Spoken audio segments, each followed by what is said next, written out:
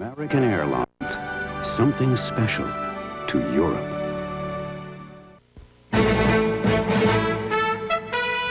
From ABC, this is World News Tonight with Peter Jennings.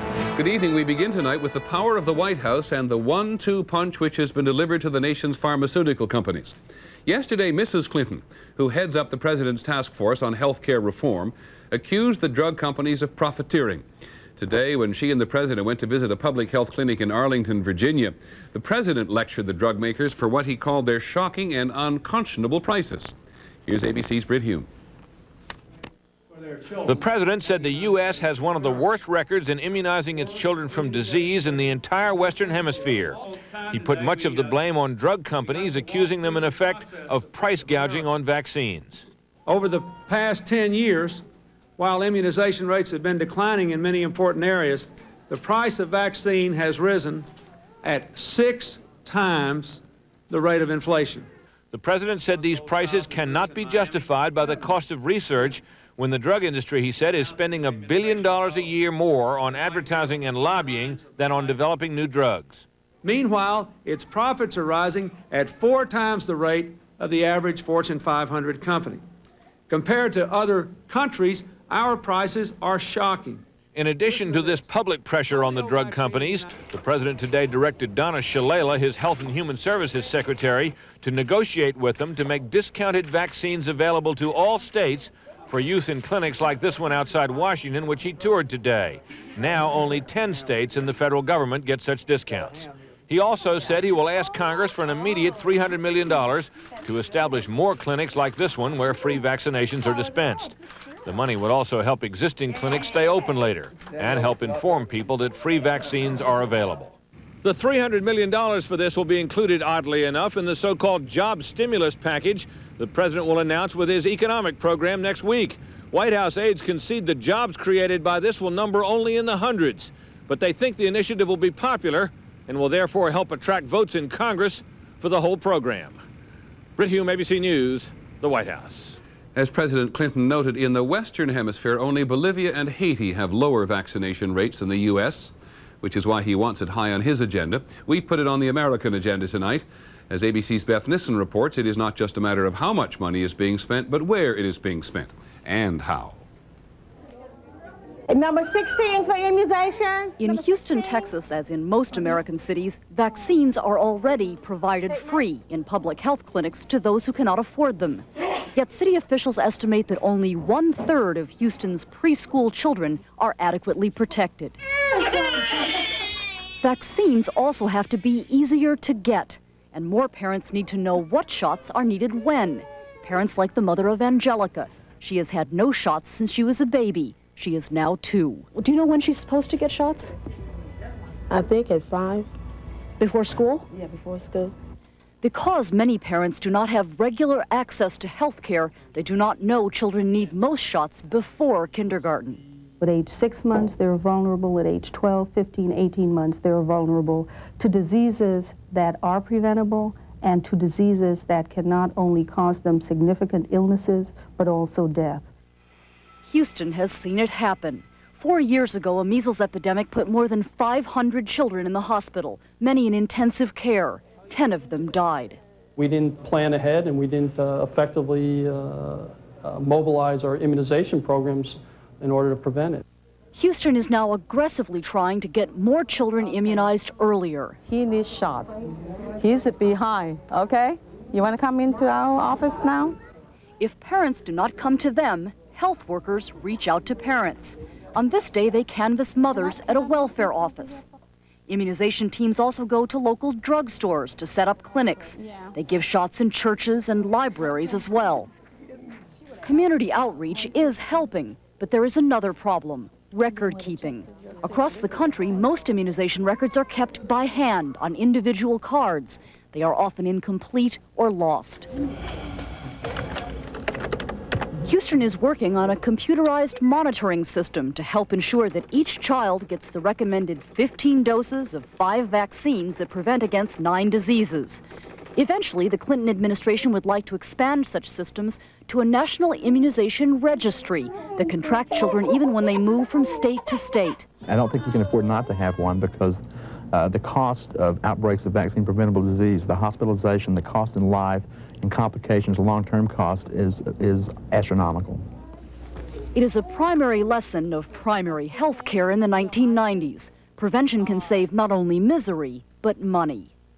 Beth Nissen, ABC News, Houston. In a moment, we'll go on to the day's other news. General Colin Powell's advice on reforming the military. Don't get carried away, he says. A judge rules in the case of two couples and the one baby they both love. And our person of the week, sticking to his guns and out of a job. Introducing something very, very fast. It can take you from 0 to 3,500. The new Ford Citibank Visa card. You get the security of a Citibank Visa, and 5% of everything you purchase goes towards a new Ford or Lincoln or Mercury. You could earn a rebate of up to $3,500 2 years faster than any other basic auto rebate card. The new Ford Citibank Visa. Now this is a better idea. How many times I told my dad to see a doctor. He was stubborn. But the pain in his stomach just wouldn't go away. He had to go. You should have seen the relief on his face when the doctor said Mylanta. He said it was indigestion, and his kind of indigestion needed strong medicine. Mylanta is strong medicine, strongly recommended. In fact, Mylanta is the antacid doctors recommend most. My doctor said Mylanta. Also available in tablets and new gel caps. In Washington today, a report from the nation's senior military commander on how to reduce the size of the armed forces. Change, says General Colin Powell, is inevitable and necessary. But General Powell's idea of change does not appear to go nearly as fast or as far as that of his new commander-in-chief, President Clinton. At the Pentagon for us, ABC's Bob Zelnick. The Clinton administration and Congress have been complaining that the military has too many weapons and personnel performing the same missions. For example, why can't all the services use a single fighter like the F-16 instead of the 5 different fighters they use now? Why not designate the Marines as the nation's only quick reaction force and get rid of Army units that now play the same role? Today, Chairman Colin Powell dug in his heels against such radical surgery. Breaking up a unique capability to put together some ad hoc capability just so I can be able to say I consolidated something. It may have a surface attractiveness, but it is fundamentally dumb. Powell did agree to take a hard look at whether Air Force bombers could perform most of the jobs now done by the Navy's carrier-based A-6. He said pilots from all the services would now train together at a single base. And he said the Marines should not get all the heavy tanks they've been asking for, only those needed to support amphibious operations. The Army, he said, can provide most of the battlefield armor and all the long-range rockets. Powell said his decisions were governed by military need and efficiency, and denied he was spoiling for a fight with the Clinton administration, which will want more consolidation. We're not here posturing ourselves to resist. We're trying to finish off this piece of work so we can take new guidance from our leaders and respond to that new guidance. Nonetheless, Powell already has important differences with the administration over budget cuts, gays in the military, and the potential deployment of U.S. forces to Bosnia-Herzegovina. He is determined to be a good soldier, but he does not appear a particularly happy one. Bob Zelnick, ABC News at the Pentagon. Overseas today on the subject of war, the sounds of an ordinary day in Sarajevo. This is behind the Holiday Inn, not far from the center of town. The metal containers on the left there have been put up to protect people from Serbian snipers. It is always a gamble. In another part of town, the snipers had a clear shot of the driver of this car. He was hit in the head. It was far too dangerous to help him in the open, so they towed him to where the car would be protected. They got him into an ambulance, but he did not survive. What you have in Sarajevo and throughout Bosnia-Herzegovina now is an effort by all the ethnic groups to capture or hold as much territory as they can, as fast as they can. It has a lot to do with a peace plan developed by the United Nations negotiators Cyrus Vance and Britain's Lord Owen. They've drawn up a map dividing Bosnia into 10 separate ethnic provinces. Our reporter in Bosnia-Herzegovina, Tony Bertley, on why it is causing so much trouble. Muslim farmers tending their crops in Jablanica, a small Bosnian town which has enjoyed racial harmony for hundreds of years. 80% of the 12,000 inhabitants are Muslim. What worries them is that, according to the Vance-Owen peace plan, the town will come under the control of Croats. Jablanica has escaped the bitter ravages of this war, but, ironically, it's the United Nations plan aimed at making peace in this area, which is likely to incite Muslims and Croats to fight against each other. The Muslims have already lost 2/3 of Bosnian territory to the Serbs, and they are not prepared to lose more land to the Croats. In Jablanica, both sides have their own army units in a relationship which is becoming increasingly strained, and the Muslims fear that outside Croat forces are about to launch an attack. He says our troops fought on the front lines with the Croats against the Serbs, and now a lot of our weapons we gave to the Croats may be used against us. The people of Jablanica fear that what happened down the road in the town of Prozor may happen to them. Many Muslims have fled Prozor because their homes were burned by Croats in a new wave of ethnic cleansing. This woman says she is living in fear. Her home is regularly shot at, and soldiers have told her to leave because they say Prozor is Croat land. They're worse than the Serbs. The Serbs shelled us, but we hid in the basement. These people are our neighbors, and you never know when they are going to come for you. Scores of Muslim homes in Prozor have been destroyed. This Croatian military policeman says the damage was caused by the Muslims burning candles.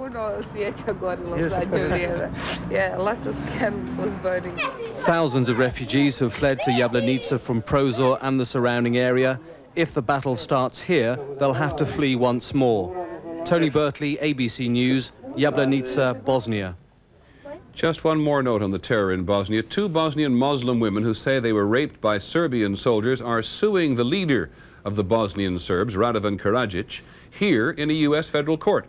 They say Karadzic is legally responsible for the mass rapes and the other brutalities inflicted by Serbian forces, and they claim that U.S. law permits suits for human rights abuses committed in other countries.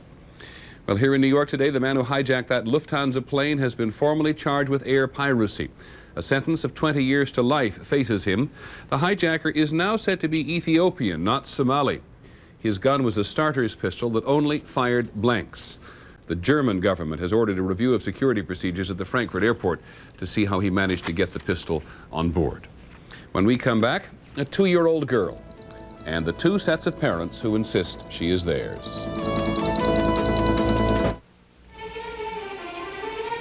Mary Brody won't feel the tiny lump in her breast for another 2 years, but it'll be discovered tomorrow after her first mammogram, thanks in part to an X-ray film created by DuPont. And for Mary Brody, early detection means a 2-year head start on the rest of her life. At DuPont, we make the things that make a difference. Better things for better living. State finals coming up. A lot of pressure to win. I don't eat right, I get irregular, so I don't project a winning attitude, and the boys see that. I tried some natural bulk fiber, but I couldn't take all that grit. Then I discovered Sunrise Smooth Metamucil. No grit in the mix or the taste. Easy to get the extra fiber I need every day to stay regular. You got a winning attitude, you win, if you're lucky. Metamucil, and you could stay regular for the rest of your life. This is our latest concept car. Of course, before we could sell it to the general public, we'd have to tone down its 214 horsepower engine and replace its specially tuned performance suspension. So when do we plan on making these changes? We don't. Introducing Eagle Vision TSI, definitely not intended for the general public.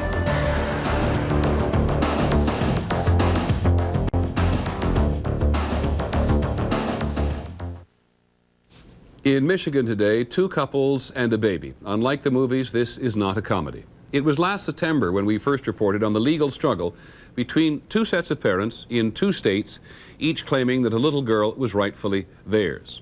A judge has now ruled. Here's ABC's John McKenzie. The little girl is now 2 years old, and so too is this bitter custody battle. On one side, the Michigan couple with whom she's lived all her life and who want to adopt her. On the other, the Iowa couple, her biological parents trying to get her back. Today, a Michigan judge ruled the child would have a more stable upbringing with the couple who have raised her, Jan and Roberta de Boer. The judge said uprooting her from the couple would be too traumatic for the child. For the best interest of this child, the court should award custody to, at this time, to Mr. and Mrs. DeBoer. This is not a custody issue. This is about children and how they should be able to have rights. But in Iowa, where the child was born, the courts have already sided with the biological parents, noting that before they were married and without his consent, Mrs. Schmidt put the child up for adoption. That within days, Mr. Schmidt learned that he had a daughter and has fought ever since to get her back. Today, Schmidt said he plans to keep on fighting through the Michigan courts, even though the judge warned him today it would only make it more difficult on his daughter. No judge can take a family away And make another family. Right, it's wrong to destroy one family to create the illusion of another. We will always be her family. 2 states, 2 sets of parents continue to battle over where one little girl belongs. John McKenzie, ABC News. In economic news today, still no sign that inflation is picking up. Wholesale prices rose just 0.2% in January. On Wall Street, stocks gave up some of last week's big gains. The Dow Jones Industrials lost about 30 points today to close at 33.92. The trading was heavy. For the week, stocks lost more than 49 points. By the way, we don't wish to take the romance out of Valentine's Day, which is on Sunday, but we thought you would like to know that kissing fights tooth decay. The Academy of General Dentistry says when you anticipate a kiss, your mouth waters, which is saliva to a dentist, which washes away the debris and acids, including chocolate, we assume, that would otherwise attack the enamel on your teeth. The kiss itself, the dentists say, produces even more saliva. Happy Valentine's Day. We'll be right back.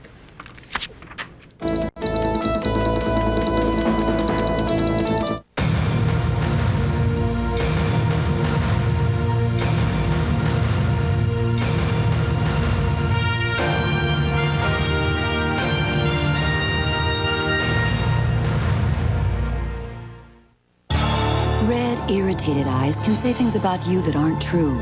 People can think your red eyes look worn out, upset, stressed out, even if you're not. Don't let red eyes send the wrong message about you.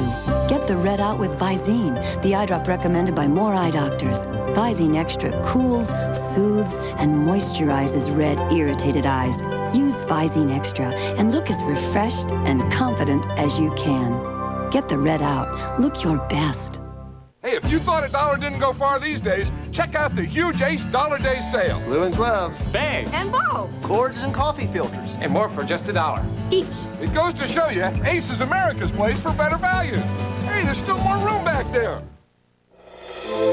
They ate the same things, got the same heartburn, but his antacid is very different.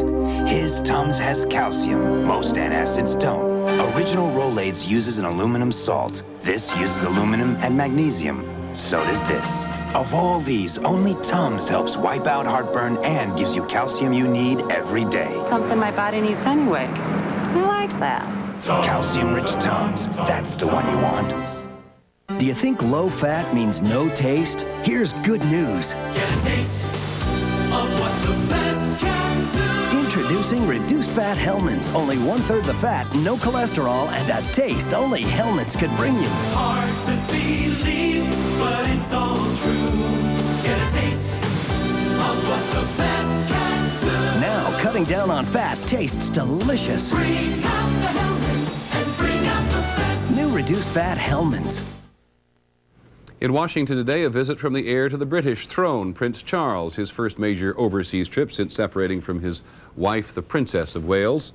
In Britain, as almost everywhere else, there is something of an obsession with the Charles and Di story and all of the problems in the royal family. The question is, will it be a passing fancy? Here's ABC's Jim Laurie. Prince Charles visits America at a time when he may feel being away from Britain is a good thing. This weekend, British television airs a controversial American-produced dramatization of the breakup of his marriage to Princess Diana, based on a best-selling book by Andrew Morton. It airs on satellite TV after having been rejected by the major British networks. And it paints an unflattering portrait of the prince, callous even when his wife was expecting their first child. Diana, the baby! Since the announcement of their separation last December, Charles has had a rough time. First an Australian magazine, and then the British press published transcripts of a highly intimate phone call, allegedly between the Prince of Wales and Camilla Parker Bowles, the married woman rumored to be his longtime lover. An allegation treated as fact in the current film. Do you love me? I'm surprised he didn't know that by now. Opinion polls here suggest while the popularity of Princess Diana remains high, that of Charles has plummeted. I mean, everyone's human, but you know, he's in the public eye. Should have been more careful or abstained.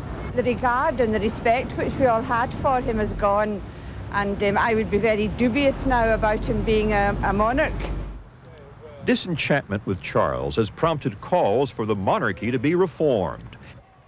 Despite an offer by the Queen to pay tax on her personal income, some members of Parliament demand more change, including an end to perks like the royal yacht and some of the Queen's palaces. Few here advocate the abolition of the monarchy, but rather reform, and perhaps for Prince Charles to step aside and let his older son assume the throne. But with a still popular Queen in good health, it may be many years before a King Charles need be considered. And by then, royal supporters hope the Camilla transcripts and the American-made TV drama will be only distant, bad memories. Jim Laurie, ABC News, London. We'll be back in just a moment. World News Tonight with Peter Jennings and the Person of the Week are brought to you by Cotton Incorporated. With trusting eyes, the children show minds open, hearts true. Our spirits grow. The touch, the feel, the fabric of our lives. The touch, the feel of cotton, the fabric of our lives. Paul, you shoveled the driveway already? Oh, your back's hurting again? You need Motrin IB. Works great for backaches. You take the Motrin, I'll finish the driveway. Motrin IB, the relief of Motrin in non-prescription strength. When Ford refined the full-sized car, we made its shape more aerodynamic, its V8 engine more powerful, and yet more efficient. We also added to its comfort and even its safety with available anti-lock brakes and dual airbags. But through it all, one thing about the Ford Crown Victoria has remained the same. It's still as quiet as a Rolls-Royce. Have you driven a Ford lately? When I get gas, I may look like this, but I feel like this, painfully bloated with gas. GasX has the power to relieve gas faster than antacids. So I feel like me again. Painful gas needs the power of GasX. Will your marriage last? Find out tonight. This doctor says he can predict whether or not you'll stay together. What we're able to do with all this equipment is to see the early warning signs. 2020, tonight. Finally, this evening, our Person of the Week. We cannot think of a prior occasion on which we have chosen someone who has just been fired. But that is the case this week. A couple of years ago, we saw a headline which said, "This man could make it anywhere." But making the schools better in New York turned out to be more than he bargained for. Reform means changing the status quo, and anytime you change something, anytime you intrude on somebody's turf, then you start building up some, obviously, detractors that don't buy into what you're doing. And the most entrenched bureaucrats are people in my field. In the nation's largest education bureaucracy, there is no one person more controversial than New York School's Chancellor, Joseph Fernandez. I think, Mr. Fernandez, that you forget you are working for the board. They are not working for you. When the city school board voted to fire Fernandez this week, the meeting itself was a demonstration of how polarized parents and educators can be when it comes to dealing with social issues in the public schools. For example, AIDS education, handing out condoms in the schools, and what Mr. Fernandez called the rainbow curriculum, which included teaching first and second grade children tolerance for gays and lesbians. School board member Michael Petridis led the opposition to the chancellor. If we were going to tackle issues that were to be controversial, well then let's let those issues be issues around student achievement and how we can improve the public school system. He got into a number of socially driven issues, as you're well aware, and lost the agenda and began to lose the confidence, and there was a certain arrogance. I contend that we have to take more and more things on in today's schools. Today's schools are not like they were 20, 25 years ago. We have to deal with bias and intolerance, AIDS. We have to deal with children that don't come from the traditional family of two parents, plus violence. It's different from the 50s and the 40s, you know, where chewing gum or talking out of turn was the big problem. We're dealing with some real serious issues now. Joseph Fernandez was born in New York City. His family was poor, and the temptations of the inner city were great. Fernandez admits to using heroin as a teenager. He dropped out of high school and joined the Air Force. At some point, he managed to turn his life around, finally get his high school diploma, and eventually his doctorate in education. Fernandez rose to prominence as an educator when he ran the school system in Miami. He was so successful there that New York City courted him vigorously, and he came to New York in 1990. He believes his downfall is in part because he was not political. In fact, it's funny, one of the legislators or local legislators that was opposed to me said that she's been in office a year and I never bothered to call her. Well, why would I have to call her? I mean, about what? Does she want jobs for somebody or what? That's not how I operate. Fernandez says school chancellors are arrogant by nature.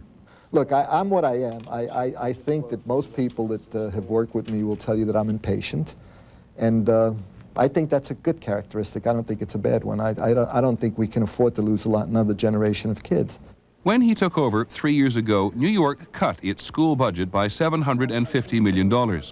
Fernandez had to find savings without hurting education. He says he was particularly proud of cutting the bureaucracy by 30%, while math and science test scores rose and the dropout rate at least leveled off. Look, it's not to say everything we've done is perfect. We know it's not perfect, but we have made a difference in this system. Fernandez is very proud of his condom distribution program and the rainbow curriculum, which ultimately brought him down. I was trying to save lives. I was trying to teach children about intolerance. It's important to do it in the early grades. And someday, people in this country will wake up and realize that we all have to live together. It's a very small planet. Joe Fernandez will be the chancellor until June. He may have lost his job, but he says his principles are very much intact. I can look at myself in the mirror every morning and know that I try to do the best thing for the kids here in New York City. And overwhelmingly, the majority of the people out there feel that way too. And so we choose Joseph Fernandez, who has certainly helped us to understand better what a challenge improving education and understanding really are, which is why he makes a difference. That's our report on World News Tonight. I'm Peter Jennings. 2020 later. Have a good weekend. We'll see you Monday. Good night.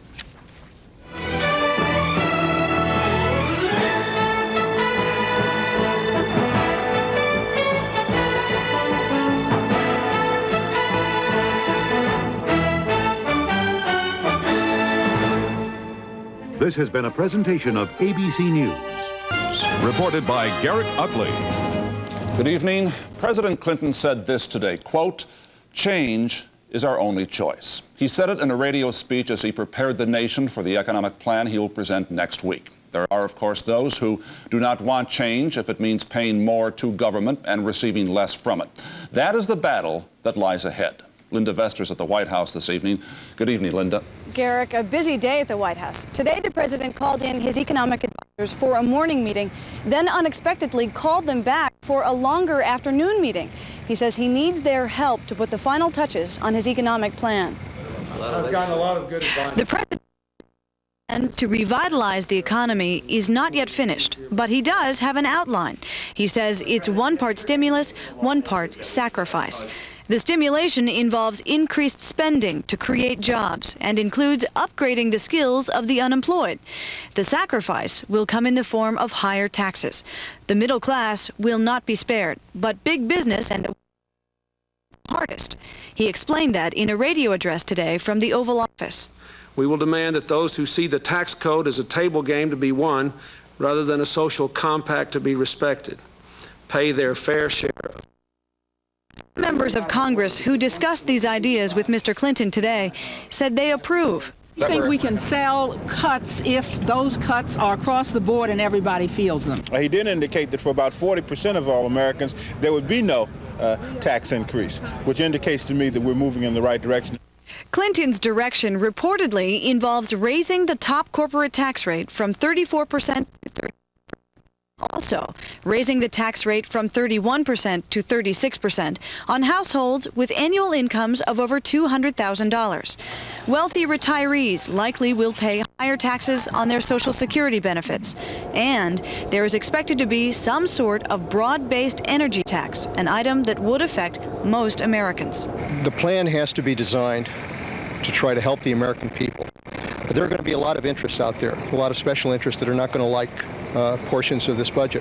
And they're probably, but the fact is that people understand that we're taking on those special interests as we try to deal with the problems that affect ordinary people in this country. Clinton's advisors say they are continually reworking the numbers in his economic package, and they will be working virtually around the clock this weekend so they can have a final. So, how did we get to this situation? The pain in Clinton's economic plan is due to the financial hole the nation has dug itself into, the deficit. 25 years, we can see what has happened.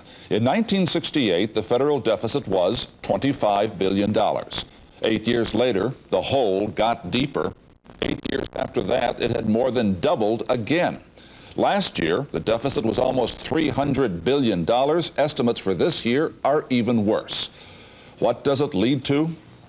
Well, this.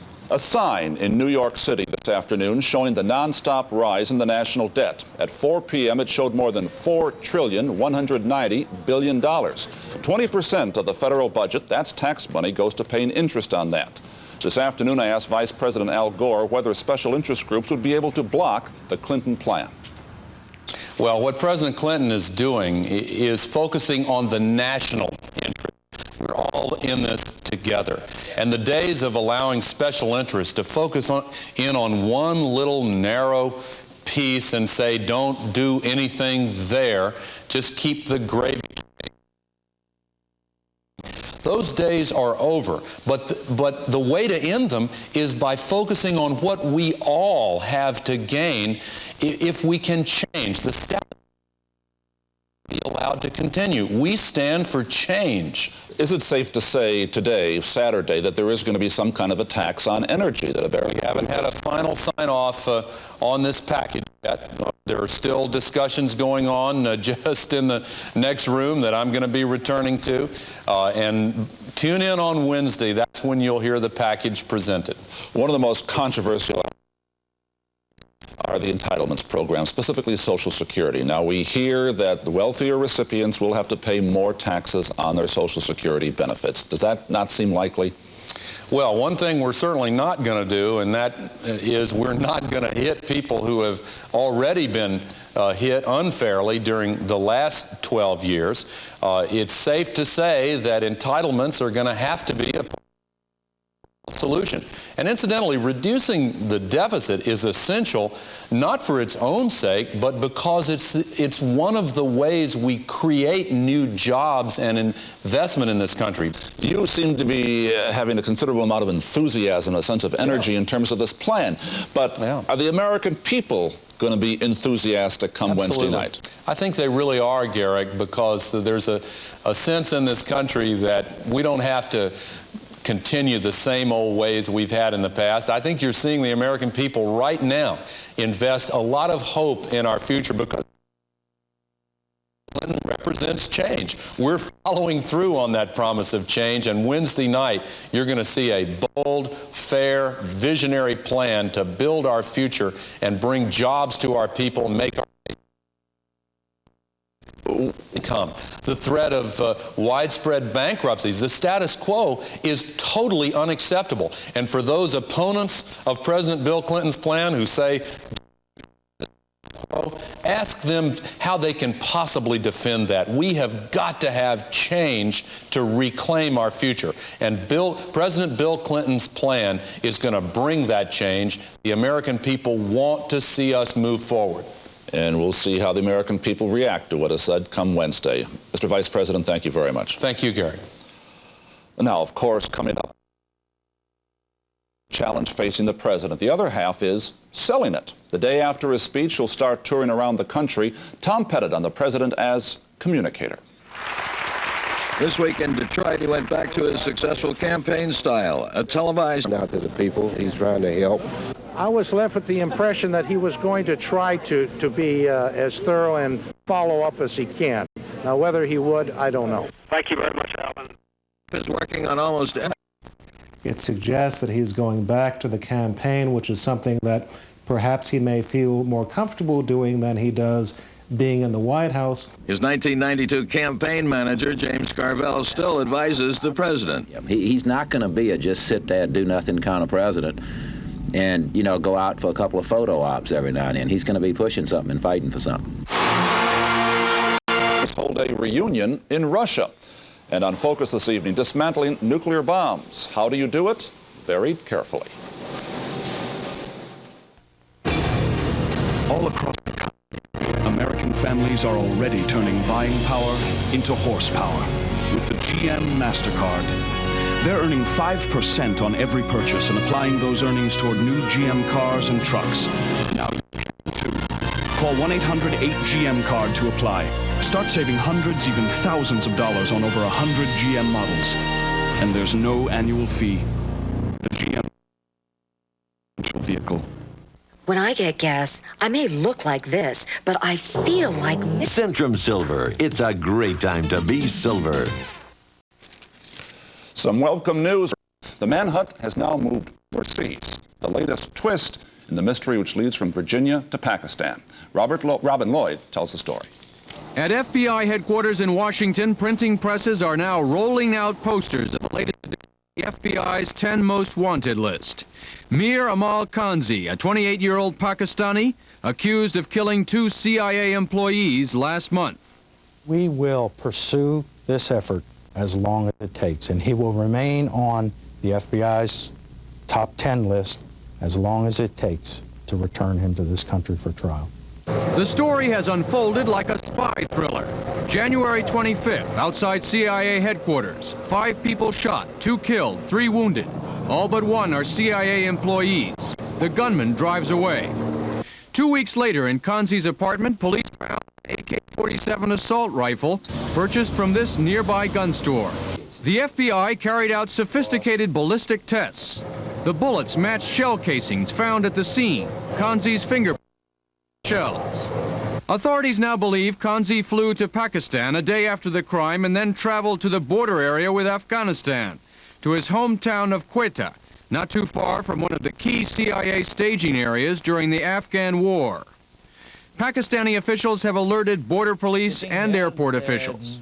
On the basis of what the information I have obtained up till now, I think that the chances are good that we would be able to find him.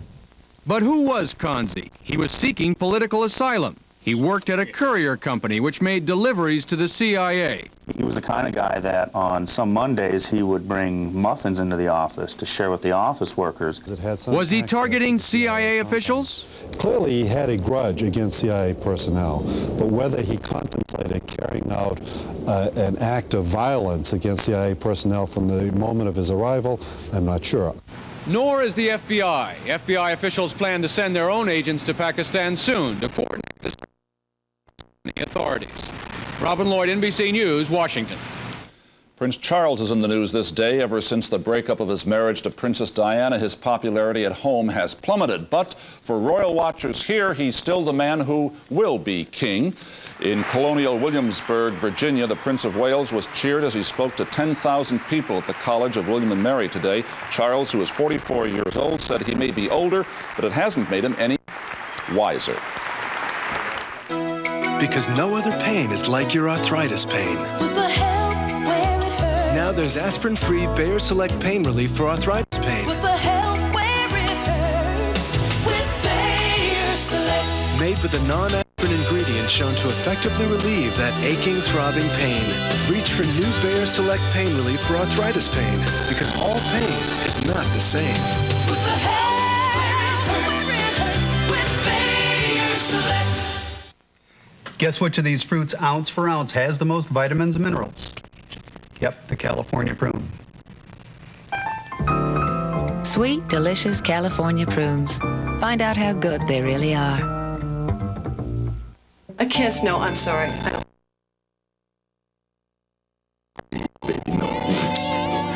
Oh, not a good idea. Not now. No, bad time. Fight morning breath with Scope. Scope has 2 powerful ingredients that kill 90% of the bacteria that cause morning breath. Your kiss is ready. Pucker up. Right on the kisser. Come on. Kiss morning breath goodbye. There's a certain itch that's so private, most people will only discuss it with their doctor. Fortunately, you can get Anusol HC1 ointment over the counter with the same prescription strength doctors have prescribed most. On Focus this evening, a challenge facing our society for a long time to come. As the United States and the former Soviet Union take apart their nuclear arsenals, it's easy to think, danger gone, problem solved. The fact is, however, it'll take years to take the weapons apart and cost billions of dollars. It's a big job. A B-61 nuclear bomb being taken apart, carefully.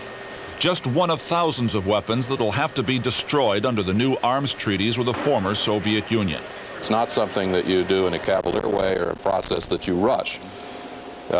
Taking apart a weapon takes about as much effort as putting one together.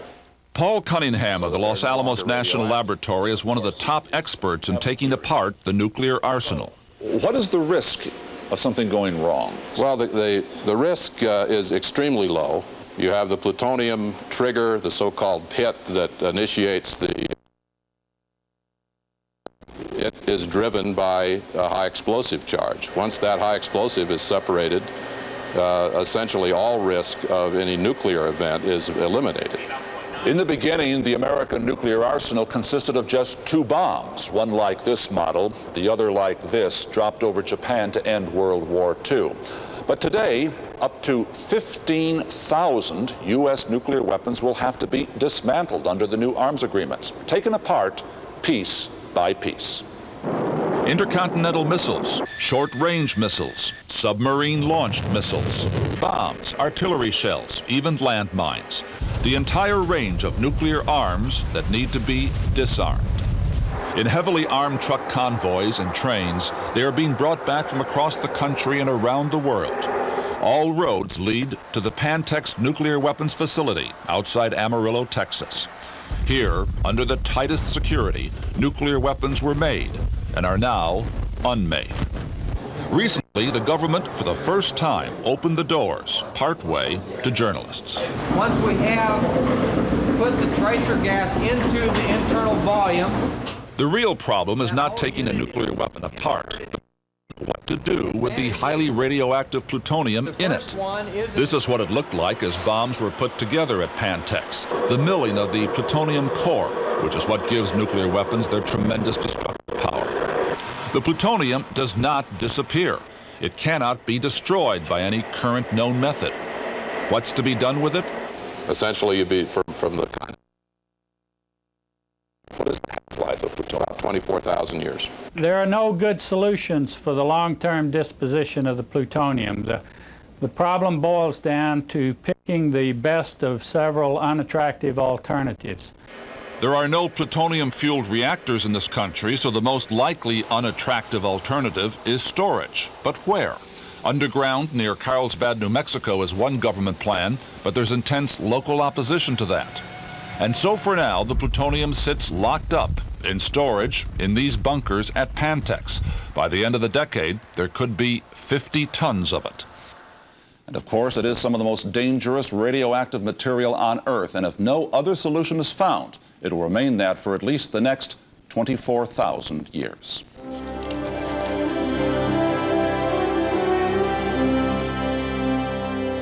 Two high nutrition cereals. Kellogg's Just Right. So what makes one top the other? Kellogg's Just Right has 100% of 12 vitamins and minerals. So do we. Kellogg's Just Right also has 4 hearty grains, sweet dates, crunchy almonds, juicy raisins. Well, total has None of those things. So it's no surprise 4 out of 5 people prefer our taste. Ever feel like just disappearing? Thought you'd never ask. Kellogg's Just Right. The taste makes it just better. Wow, that's a lot of shrimp. At Red Lobster for a limited time. Folks tonight, 30. Great choice. With lemon pepper shrimp, succulent scampi, delicious grilled shrimp, and our famous fried shrimp. That's 4 different kinds. 30 shrimp on one plate, just $9.99 at only one place. Only at Red Lobster. And kids get shrimp too. A complete meal, just $1.99. Get ready for the biggest catch of the day. Chunky, the big soup, brings you New England clam chowder. Stupendously succulent clams, prodigious pieces of potato, blended together in a tremendously rich, creamy broth. Though the chunks are big enough for a fork, use a big spoon to get every deliciously satisfying bite. Chunky New England clam chowder. Soup so big, it eats like a meal.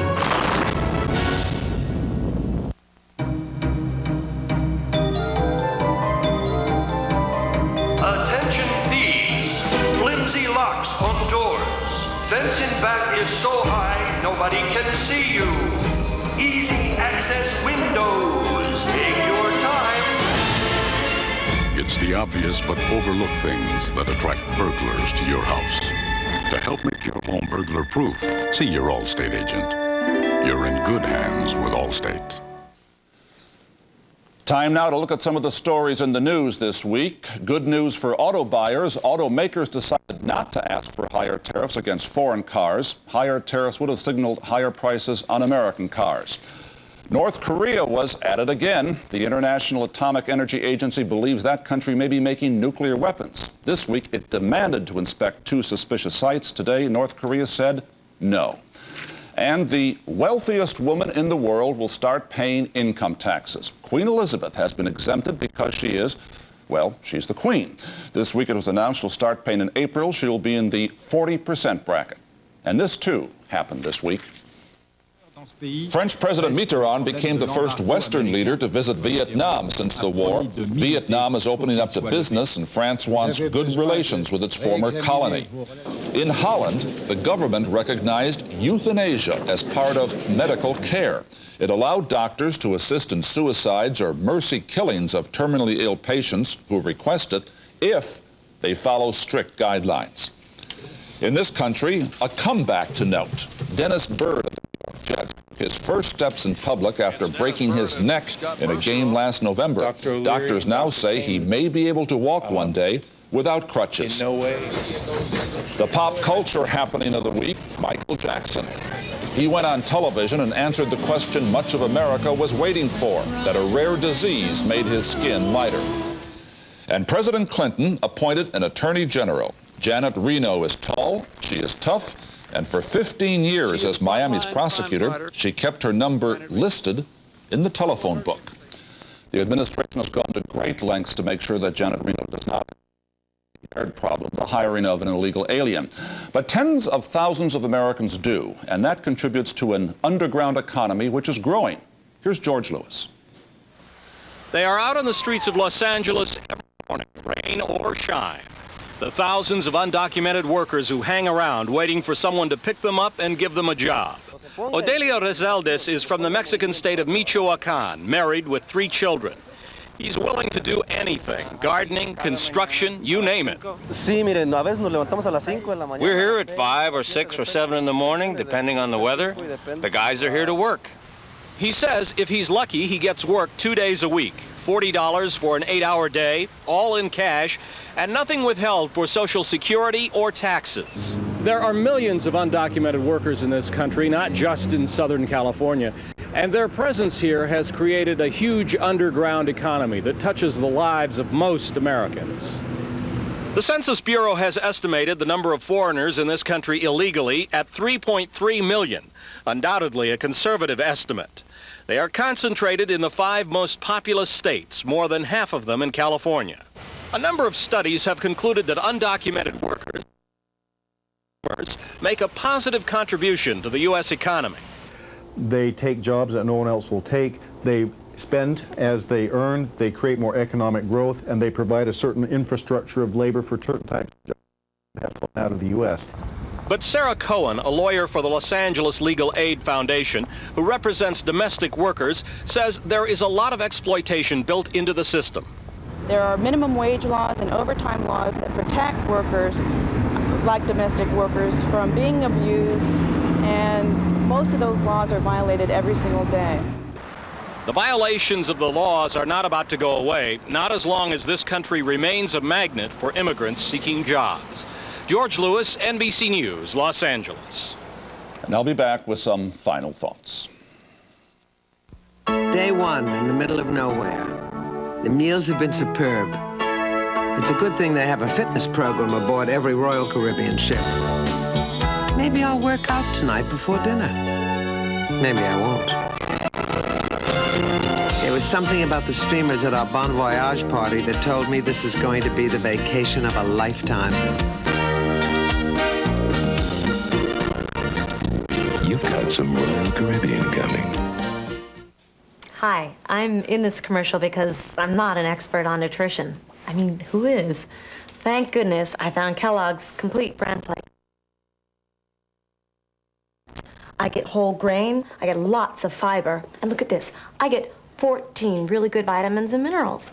So, how does Kellogg's get all this stuff into one cereal? I don't know. I just eat it. Get Kellogg's Complete Bran Flakes. Everything you want, right here. 1847. An invention from Siemens makes it possible for written words to be electrically transmitted over vast distances. That was then. This is now. Today, the ingenuity of Siemens people is breaking new ground in communications and in medicine, in transportation. At 60 manufacturing sites in America, Siemens' inventiveness continues to open doors to the future. Siemens, precision thinking. What do you smell? I smell nothing. It's almost like you're working to breathe. For fast relief, try Dristan 12-hour nasal spray. Now smell. Orange, yeah. Tristan nasal spray. Worked very fast. Dristan, the face. Finally this evening, President Clinton will make his big speech on Wednesday on his plan for economic recovery, and no doubt we'll hear once again that word, sacrifice. But there's also another word he can and may use again, posterity. Remember his inaugural address when he said, "Anyone who has ever watched a child's eyes wander into sleep knows what posterity is." It is a concept our political leaders have avoided for many years for obvious reasons. It carries an obligation. Consider this.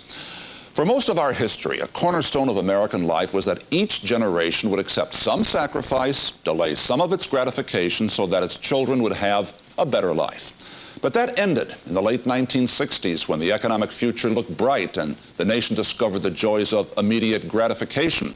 By the 1980s, debt was seen not as something bad, but as part of American life, an inalienable right. And now here we are today in 1993. What Bill Clinton has been saying is what most everyone understands. Not only that bills have to be paid, but that the old, abandoned idea of one generation's responsibility towards the next has to be restored. Will people accept that? Not they, but we accept it. The success of the Clinton presidency and the solvency of the nation may depend on that. I'm Garrett Utley. Good night for NBC.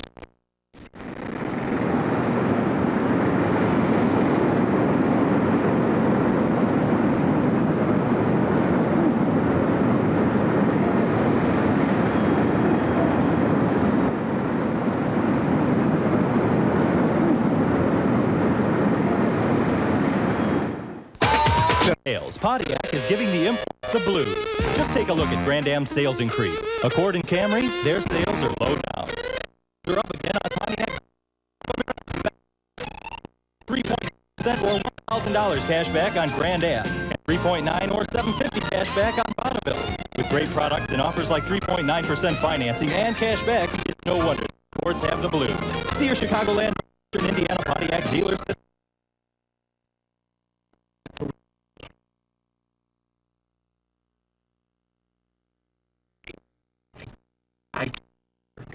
hand.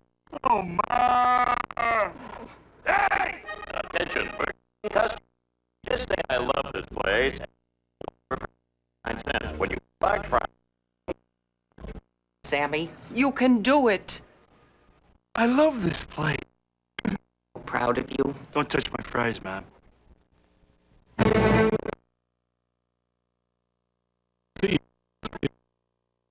With Peter Jennings tonight from the city of Nagano in New York. Here in Japan, the last day of the economic summit in Tokyo. Before the day is over, we will be there. But outside one of the country's most famous shrines in the agricultural center of Nagano. From before the broadcast is over, a pretty strong picture of why it's so hard to get American agricultural products to the Japanese market. But we're going to begin with the disaster at home. He has asked federal officials to deliver all federal services they can, including financial relief, to people affected by flooding along Mississippi.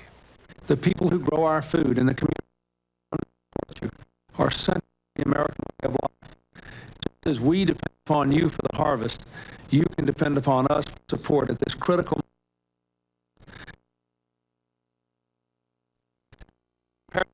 The federal government to react in emergencies in the past said this time he wanted it to be different.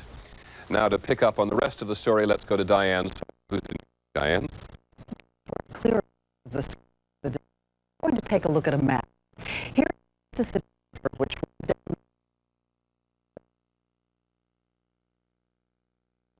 states. The worst of the rain has fallen along the northern half of the river. In Minnesota, 3 children have drowned, and nearly half the state's soybean and corn crops are in bad shape. It has already suffered more than $1 billion worth of damage to crops and other property. An estimated 5,200 people have been forced out of their homes in Illinois. 5,000 more have been evacuated in Missouri, where there have been at least 9 flood deaths so far. Now, making it even worse, so much rain that like the Missouri don't hold any water. Water is backing up where they meet the already overloaded Mississippi. ABC's Aaron Hayes is in St. Charles, Missouri, on the Missouri River. A surprise. Thousands who live along the rivers have watched the fell for days and knew this was coming. Police just made it official. There has been an emergency evacuation notice. Everything anyone cared about had to go. This is the first time I've ever been in a flood or any water. I'm scared. Mississippi is breaking through levees. The Illinois and other tributaries burst with this week's heavy rains. The Missouri is backed up all the way to Kansas City. Red Cross shelters are opening up, 22 in 6 states, for flood victims who have nowhere else to go. I don't know what to do. No insurance. My truck. Out to those stranded by water, and health warnings are going out. Water may be contaminated. Rats are in evidence. They've been reporting a lot of leeches down there, and of course the mosquitoes. Snakes. Like some of the worst, residents are worried about water supply. The is nearly up on that platform to that pump, we're out of business. Grafton's mayor has been told the water will get much higher. That will put it right back in there where that bridge is. In 4 or 5 days, it could be up there. That's correct, yeah. It is heartbreaking news. I'm about ready to break down. We lose everything. I mean, it really tears you. There is nothing left to do here but watch the rivers move in. However, upriver, Hannibal, Missouri, some residents still believe they have a fighting chance. Kathy Wolf is there. It's a race against time, and Mark Vonderhaar needs help. Anybody that would like to come down, well, and they'll need to bring some round-nosed shovels. He will need more than shovels for the project he has in mind, and he knows it. He's building around Mississippi River is expected to overflow its banks and flood the 2 miles to the Vonderhaar home. I've had a lot of people tell me I was nuts. I don't know, maybe I am. Well, I think it'd be nuts not to try something. The experts say the levee won't work. At first, Mark Vonderhaar was opposed to it too, but his wife was so upset he decided to try. The two of them have lived in this house for 16 years. They've refinished it and raised their 2 children here. On the other side of this field is the Mississippi River and levee, which protects the entire area from flooding. But that levee is only 29 feet, and the water level of 32.5. This homemade levee may cost as much as $5,000, but flood damage would cost more, financially and emotionally. I think it's a point where I hope it works. I'm living for it. Even after the earthen wall is built, it will have to be covered with plastic. The whole project is a gamble, but for the Vonderhaars, it's a chance worth taking. Kathy Wolf, ABC News, Charles County, Illinois. For the $110 million in the Powerball lottery. And in a moment, Peter Jennings will be back from Nagano, Japan with a report on the president at the summit. This is World News Tonight with Peter Jennings. Brought to you by Automobiles.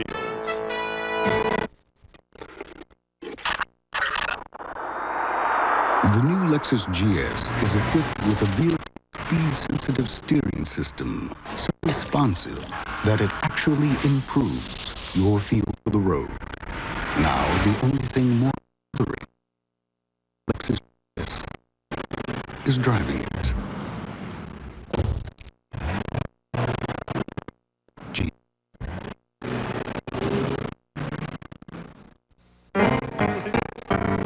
Great outdoors. Can't be. Wait, water! Yeah. When your stomach takes a wrong turn, there's no faster or better relief than a strength mailbox. Why mailbox? This canoe makes a nice fire. Only lasts a moment. It'll be marked by a final an aid package to Russia. The Russian President Boris Yeltsin arrived in Tokyo last night. There's been a great deal of interest in him. And there's also a great deal of interest in general on how well President Clinton has done at his first economic summit. Here's our White House correspondent, Britt Hume. Bill Clinton may be a newcomer to this club of world leaders, but he's emerged here as the... While his Japanese host waited and waited to start this morning's session, President held court. British Foreign Secretary Hurd came by to introduce himself.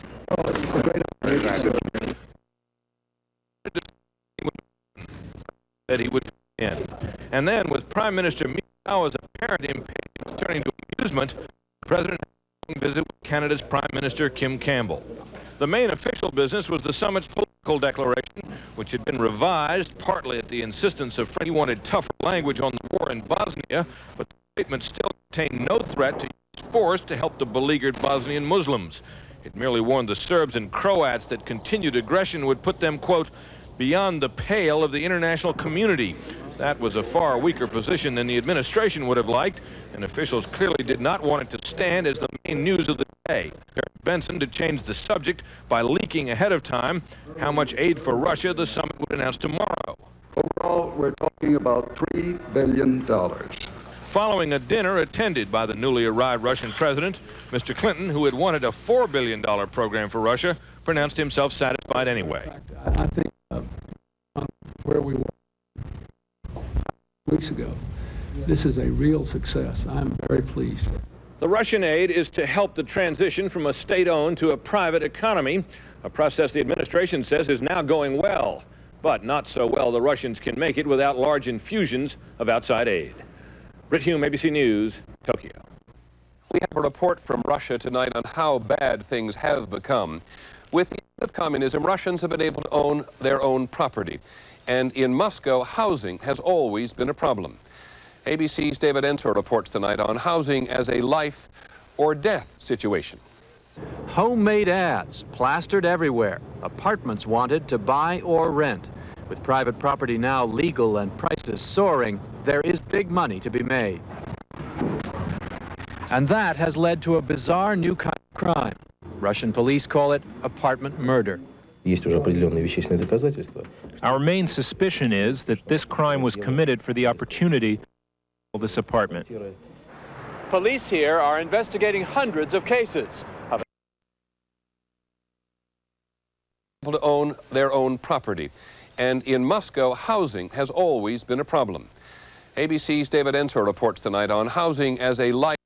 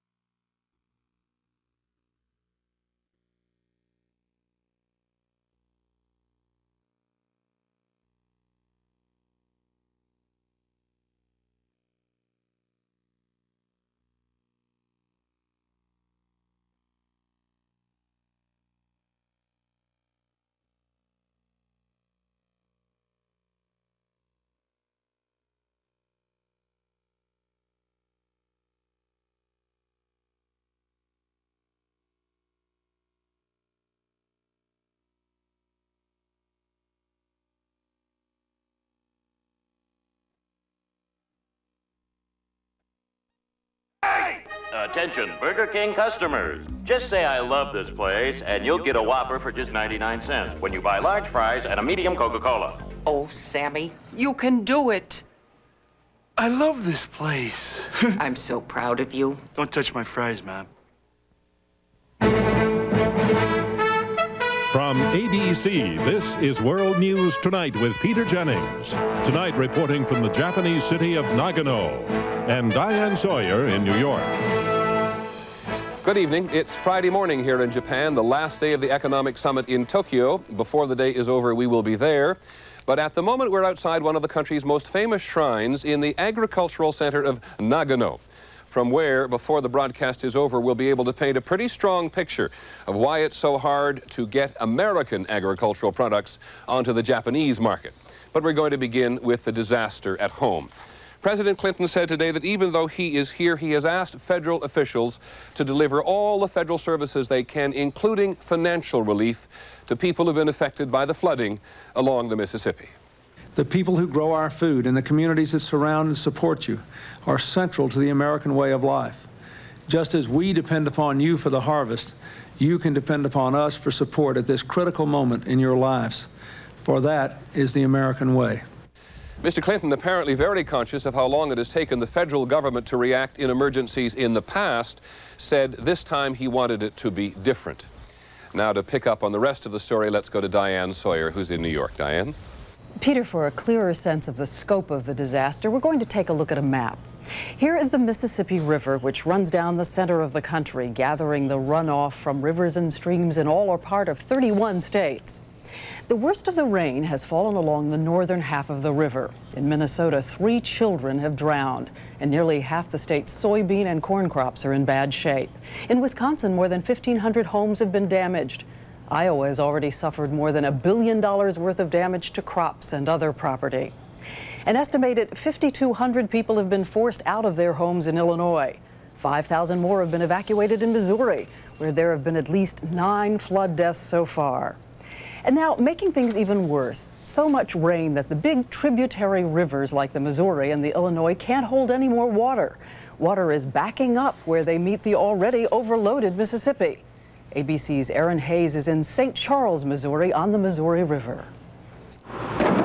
It was not a surprise. Thousands who live along the 3 rivers have watched them swell for days and knew this was coming. Police just made it official. There has been an emergency evacuation notice. Everything anyone cared about had to go. This is the first time I've ever been in a flood or near any water, and I'm scared. The Mississippi is breaking through levees, the Illinois and other tributaries bursting with this week's heavy rains. The Missouri is backed up all the way to Kansas City. Red Cross shelters are opening up, 22 in 6 states, for flood victims who have nowhere else to go. I don't know what to do. I ain't got no insurance for my trailer. I don't know what I'm gonna do. Volunteers are handing out meals to those stranded by high water, and health warnings are going out. Water may be contaminated. Rats are in evidence. They've been reporting a lot of leeches down there, and of course the mosquitoes, snakes. Grafton, Illinois caught some of the worst. Residents are worried about the town water supply. The last pump is nearly underwater. When that water comes up on that platform to that pump, we're out of business. Grafton's mayor has been told the water will get much higher. That will put it right back in there where that bridge is. In 4 or 5 days it could be up there. That's correct, yeah. It is heartbreaking news. I'm about ready to break down. We lose everything. I mean, it really tears you up. There is nothing left to do here but watch the rivers move in. However, upriver in Hannibal, Missouri, some residents still believe they have a fighting chance. Kathy Wolf is there. It's a race against time, and Mark Vonderhaar needs help. Anybody that would like to come down is welcome to, and yeah, they'll need to bring some round-nosed shovels. He will need more than shovels for the project he has in mind, and he knows it. He's trying to build a levee around his property to protect it from the flood. Within the next 48 hours, the Mississippi River is expected to overflow its banks and flood the 2 miles to the Vonderhaar home. I've had a lot of people tell me I was nuts. I don't know, maybe I am. But I think it'd be nuts not to try something. The experts say the levee won't work. At first, Mark Vonderhaar was opposed to it too. But his wife was so upset, he decided to try. The two of them have lived in this house for 16 years. They've refinished it and raised their 2 children here. On the other side of this field is the Mississippi River and a levee which protects the entire area from flooding. But that levee is only 29 feet, and the water is expected to rise to a level of 32.5. This homemade levee may cost as much as $5,000, but flood damage would cost more, financially and emotionally. I think if, you know, you're at a point where you hope it works, and that's all I'm living for. Even after the earthen wall is built, it will have to be covered with plastic. The whole project is a gamble, but for the Vonderhaars, it's a chance worth taking. Kathy Wolf, ABC News, Charles County, Illinois. Later in the broadcast, the search for the winner of $110 million in the Powerball lottery. And in a moment, Peter Jennings will be back from Nagano, Japan, with a report on the president at the summit. This is World News Tonight with Peter Jennings, brought to you by Lexus Luxury Automobiles.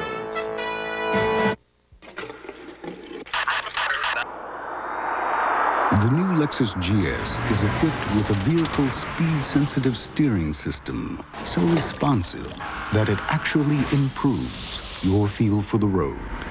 Now, the only thing more exhilarating than watching the Lexus GS is driving it.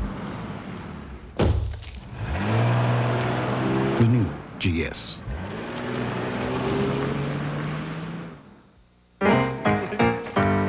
Great outdoors. Yeah, you betcha. Camping. Fishing. White water. Yeah! When your stomach takes a wrong turn, there's no faster or better relief than extra-strength Maalox. That's why Maalox moments, You know, this canoe makes a nice fire. only last a moment. And now we continue our reporting from Japan. It is, as we said, the last day of the economic summit in Tokyo. It'll be marked by a final communique and also news about an aid package to Russia. The Russian President Boris Yeltsin arrived in Tokyo last night. There's been a great deal of interest in him. And there's also a great deal of interest in general on how well President Clinton has done at his first economic summit. Here's our White House correspondent, Britt Hume. Bill Clinton may be a newcomer to this club of world leaders, but he's emerged here as the man to see and be seen with. While his Japanese host waited and waited to start this morning's session, the president virtually held court. British Foreign Secretary Hurd came by to introduce himself. Oh, it's a great honor to meet you. German Chancellor Kohl wanted to set up a meeting with Mr. Clinton. The president said he would fit it in. And then, with Prime Minister Miyazawa's apparent impatience turning to amusement, the president had a long visit with Canada's Prime Minister Kim Campbell.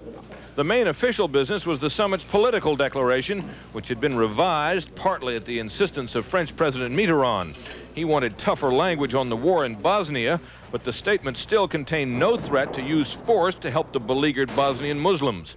It merely warned the Serbs and Croats that continued aggression would put them, quote, beyond the pale of the international community. That was a far weaker position than the administration would have liked, and officials clearly did not want it to stand as the main news of the day. So they sent out Treasury Secretary Benson to change the subject by leaking ahead of time how much aid for Russia the summit would announce tomorrow. Overall, we're talking about $3 billion. Following a dinner attended by the newly arrived Russian president, Mr. Clinton, who had wanted a $4 billion program for Russia, pronounced himself satisfied anyway. I think based on where we were 5 or 6 weeks ago, this is a real success. I'm very pleased. The Russian aid is to help the transition from a state-owned to a private economy, a process the administration says is now going well. But not so well the Russians can make it without large infusions of outside aid. Britt Hume, ABC News, Tokyo. We have a report from Russia tonight on how bad things have become. With the end of communism, Russians have been able to own their own property. And in Moscow, housing has always been a problem. ABC's David Ensor reports tonight on housing as a life or death situation. Homemade ads plastered everywhere. Apartments wanted to buy or rent. With private property now legal and prices soaring, there is big money to be made. And that has led to a bizarre new kind of crime. Russian police call it apartment murder. Our main suspicion is that this crime was committed for the opportunity to sell this apartment. Police here are investigating hundreds of cases of a scam they say begins with an ad offering to help elderly people or alcoholics by paying money now in exchange for the right to inherit their apartments after they die. That is exactly what the authorities charged this man did. He was a member of a gang that convinced an old woman and an alcoholic man each to sign over their apartments. Then, both were killed. We buried the woman's body. In the evening, we took her out and buried her. In this case, police have a confession and even a tour of the crime scene with the accused, who showed them where the body was buried. But most of the apartment crimes, they say, are going unsolved. Go into any housing authority office and they will tell you that there are mobs of people who come looking for potential victims. Single people, old people, people who can be written off. People like Dmitry Longinov, a tuberculosis patient who wanted to rent out his apartment while he was hospitalized. The man who came to look at it took his documents and bribed officials to make him the owner. Now, Dmitry guards the door of the apartment he no longer owns, afraid for his life. Let the people of Moscow know, he says, what kinds of things are happening now. While some of these arrangements are legitimate, Russian police estimate that fully half of the ads offering to buy apartments from the old and needy are the work of con artists, taking advantage of Russia's unruly new marketplace. David Ensor, ABC News, Moscow. At the end of the broadcast tonight, we'll come back here to the agricultural center of Nagano for another look inside this fascinating country. We'll also have the sad saga of the American apple. But for the rest of the day's news, we go back to Diane Sawyer in New York. Diane? And back in this country, Peter, a not guilty verdict in the murder trial of 2 white separatists in Idaho. We'll have details in a moment.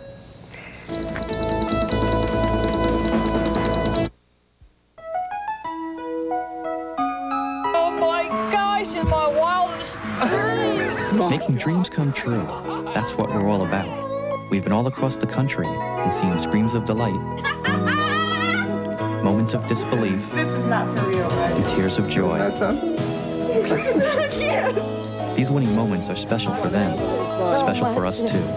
We're the Publishers Clearinghouse Prize Patrol, and we're looking forward to meeting you soon. This is delicious bacon. It's turkey. Nice and crisp. Louis Rich Turkey Bacon. It's half the fat by Louis Rich. Now I want another bite. I do like it. Louis Rich Turkey Bacon. The taste of bacon without all that fat. Switch to Rich. Louis Rich. I wouldn't eat regular bacon again. Denture wearers, here's Jane Powell for Paladin. Worried about denture odor? You'll love new Mintier Double Action Polident. A new Mintier Double Action tablet that fights tough stains and controls denture odor. Try new Double Action Polident. If you are willing to give up AT&T quality on a business call to Seoul, another company's rate could save you 8-1. In your money, that's about 1 cent. Leaving AT&T doesn't make a lot of sense. Tonight's forecast, freezer burn. You need Ziploc brand freezer bags. Only Ziploc has the gripper zipper. Tough, tiny teeth you can feel gripping. Locks freshness in, freezer burn out. I'm freezing my rump roast. Ziploc has the lock on freshness. In Idaho today, a verdict in the trial of 2 white separatists, a verdict that will come as a blow to federal agents. The 2 men were charged with murdering a deputy U.S. Marshal during a shootout in the Idaho mountains last summer. After 20 days of deliberation, the jury found them not guilty. Here's ABC's Ron Claiborne. Kevin Harris walked out of the federal courthouse in Boise a free man, acquitted along with white separatist Randy Weaver of killing a federal marshal during the siege at Weaver's mountain cabin. I'm gonna go see my little boy. The government had presented 56 witnesses and volumes of evidence, but the defense did not put a single witness on the stand. It proves again that a jury, if it has all the facts, can do justice in this country. The incident began last August when federal marshals tried to arrest Weaver for failing to show up at an earlier trial on weapons charges. But the confrontation turned violent. A marshal was killed, as were Weaver's 14-year-old son and his wife, shot by a government sharpshooter. After an 11-day standoff, Weaver and Harris surrendered. At the trial, prosecutors admitted they withheld information from defense lawyers and fabricated evidence. On the key issue of who shot first, several government witnesses said it was the federal marshals.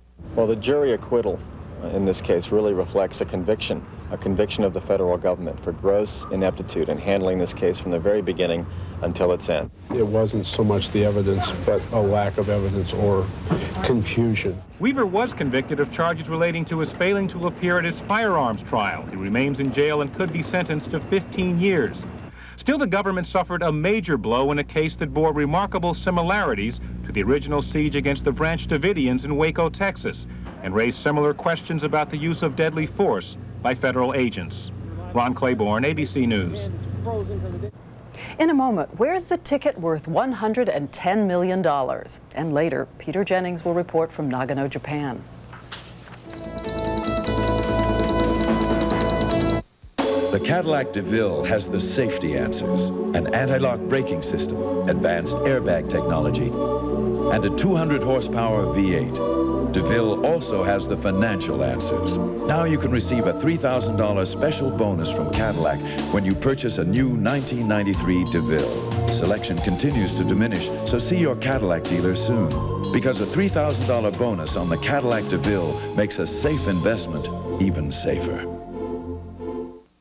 What would you do for a Klondike bar? Would you make monkey sounds? Monkey sounds? Gee, I don't think so. Got the Klondike right here. Rich vanilla ice cream.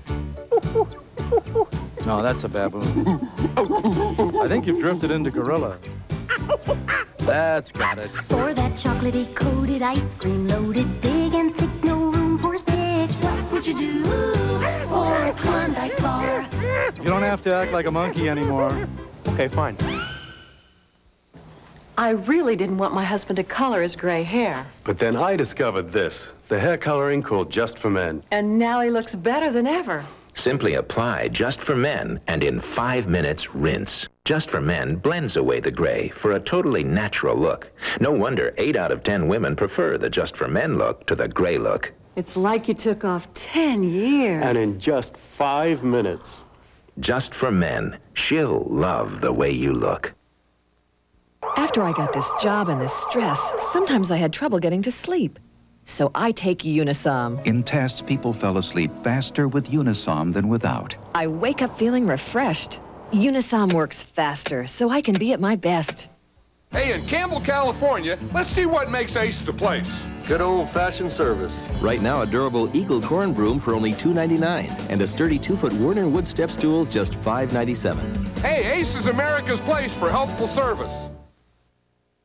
Somewhere in the country tonight, somebody or some group of somebodies has just become very rich.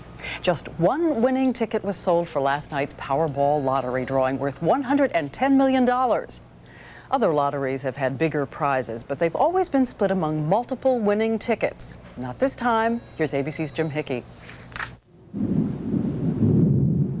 The odds that you'll be struck by lightning are about 1 in 9,000. The odds of winning the jackpot in Powerball were about 1 in 55 million. Yet someone did.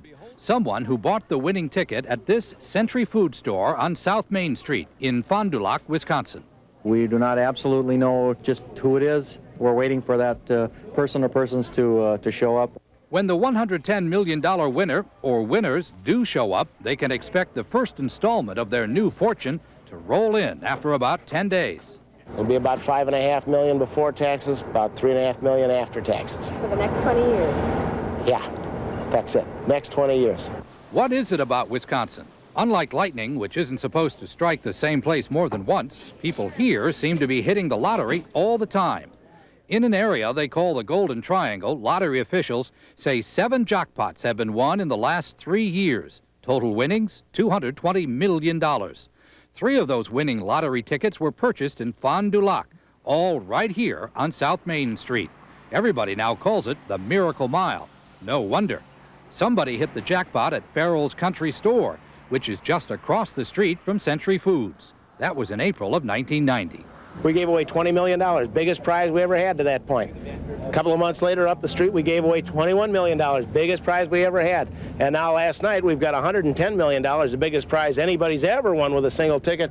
Everyone is still waiting for the winner to show up. It could take a while. Lottery winners in Wisconsin have 6 months to claim their prize. Jim Hickey, ABC News. In a moment, Peter Jennings on why American apples are the forbidden fruit in Japan.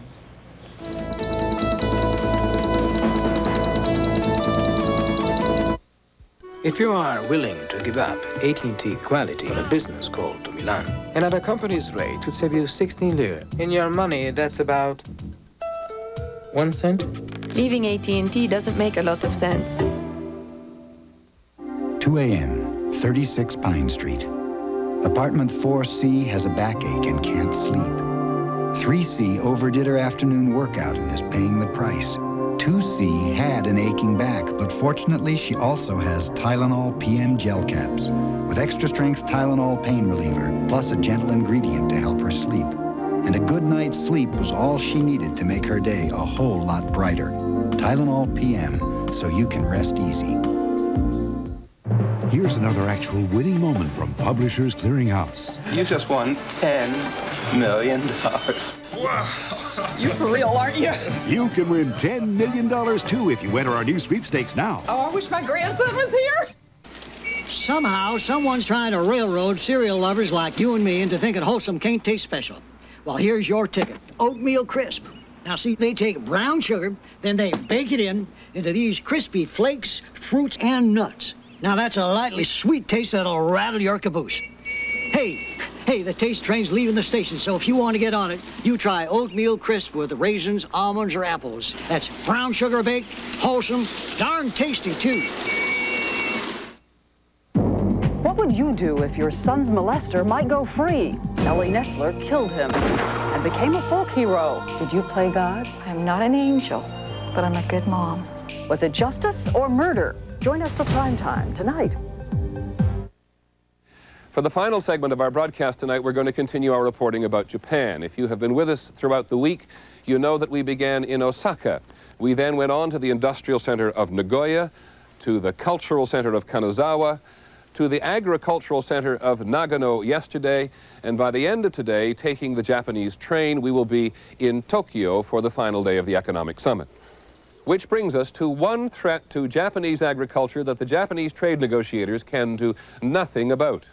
Our bureau chief here for many years has been Bill Rediker. He reports on the threat from within. Shinto priests pray for farmers in hopes that they will reap a bountiful harvest. Politicians court farmers because their votes are worth more than city dwellers, thanks to legislative districts that have not been changed since World War II. and consumers support farmers by paying enormous prices for local rice, fruit, and vegetables. The government bans cheaper imports in the name of Japanese food self-sufficiency. Important during times of national crisis, but economically speaking? No, I think it's not important in economic terms at all, but politically it's still very important. Despite the importance Japan places on farming, farmers here are disappearing. Kinoue Shinohara comes from a family of rice farmers, but his generation will be the last. When it comes down to it, I can't recommend farming to my children. There's just not much profit anymore. No wonder. Shinohara, like most Japanese farmers, cultivates only 2.5 acres of land in this crowded and mostly mountainous nation.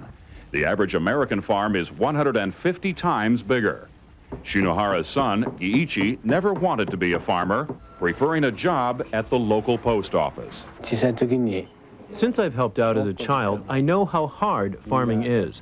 Working in an office is much better, and it pays better too.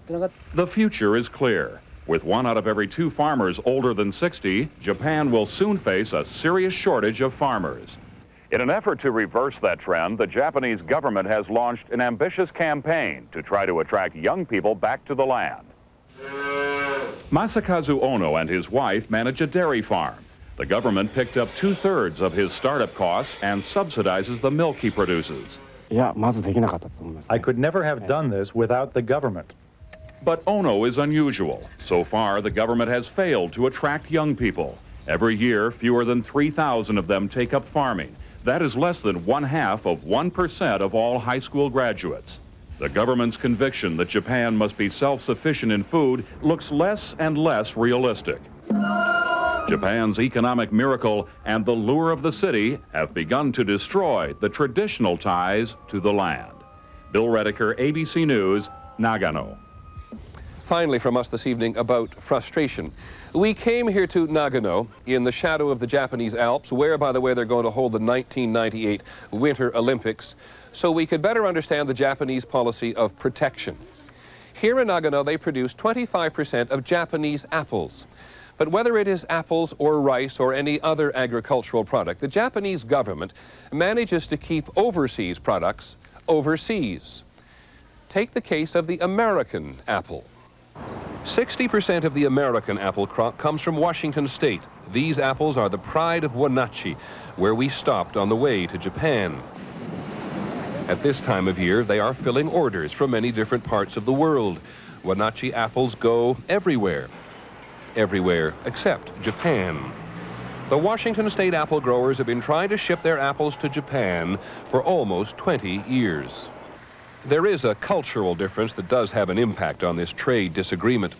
The Japanese, having never tasted American apples, believe that the best apple is grown under very controlled conditions. In the Japanese orchards around Nagano, the farmers are very precise about how many apples will grow on every branch. By late spring or early summer, Mr. Okazawa determines which one apple on every branch will be superior. And then it is apple triage. The others are simply cut off. Some of them are used for juice, but the majority are buried on the spot so as not to contaminate the orchard in any way. That last apple on every branch is coddled like a favorite child, wrapped in an individual bag. Light and air will get in, but insects do not. By the harvest in late September, each of these babies will be twice the size of an American apple and cost from $2 to $5. Mr. Okazawa will be a very happy man. The Japanese wouldn't like American apples. Mr. Okazawa says American apples are too small. Mr. Takamishawa, who represents the local Chamber of Commerce, says, well, American apples aren't really inferior. He's clearly tasted one, having been to Wenatchee on a couple of occasions. But what if a strange foreign insect from Washington State invaded our farms and orchards? The Japanese actually opened their markets to foreign apples 20-some years ago, but the Japanese government is still insisting on absolute proof that American apples, the ones that we all eat, don't carry disease or infectious pests like codling moths or appleworm or fire blight. There's a pest of the month club over there, complained the congressman from Wenatchee. Tom Hale represents the Washington apple growers. It's so symbolic of the way the Japanese create roadblocks, the way they're always changing the goalposts, the way they always create difficulties for any U.S. business enterprise to do work in Japan. This year in Washington State, they thought there was going to be a breakthrough. But then the Japanese inspectors who were coming to look for the codling moth couldn't make it. And here in Nagano, Mr. Okasawa spent another restful night. And that's our report on World News Tonight. We'll be in Tokyo later for the final communique of the Economic Summit. We'll hear from President Clinton on how he thinks it has gone. We are glad we came here to Nagano. They say if you come to Japan and you do not visit this Buddhist temple, you reduce your chances of going to paradise. I'm Peter Jennings. Good night from Nagano. Rain and the floods, the east and the south are just as stuck in the heat. Record highs today in places like New York. But the place where things seem especially ominous right now is in the southeast, desperate for just a fraction of the rain they have in the Midwest. Columbia, South Carolina, for example, had the driest June in 45 years. Dave Marish is sweltering there now and brings us this report. It's very close to 100, probably will peak at that. Our heat index is 106. Stuck in triple digits. That's where thermometers in Columbia, South Carolina have been all week. They're stuck as tight and clammy as your shirt sticks to your back in weather like this. 100, 102, 104, hot. What a week to be building an Army Reserve Center. But Jim Jackson says he can't choose the weather he and his crew will work in. He can choose his own spots, though, and he's smart enough to choose someplace other than that baking steel beam up there. That's a hot spot. All of them a hot spot. That beam's so hot, Jackson jokingly claims you need 2 pair of pants just to sit on it.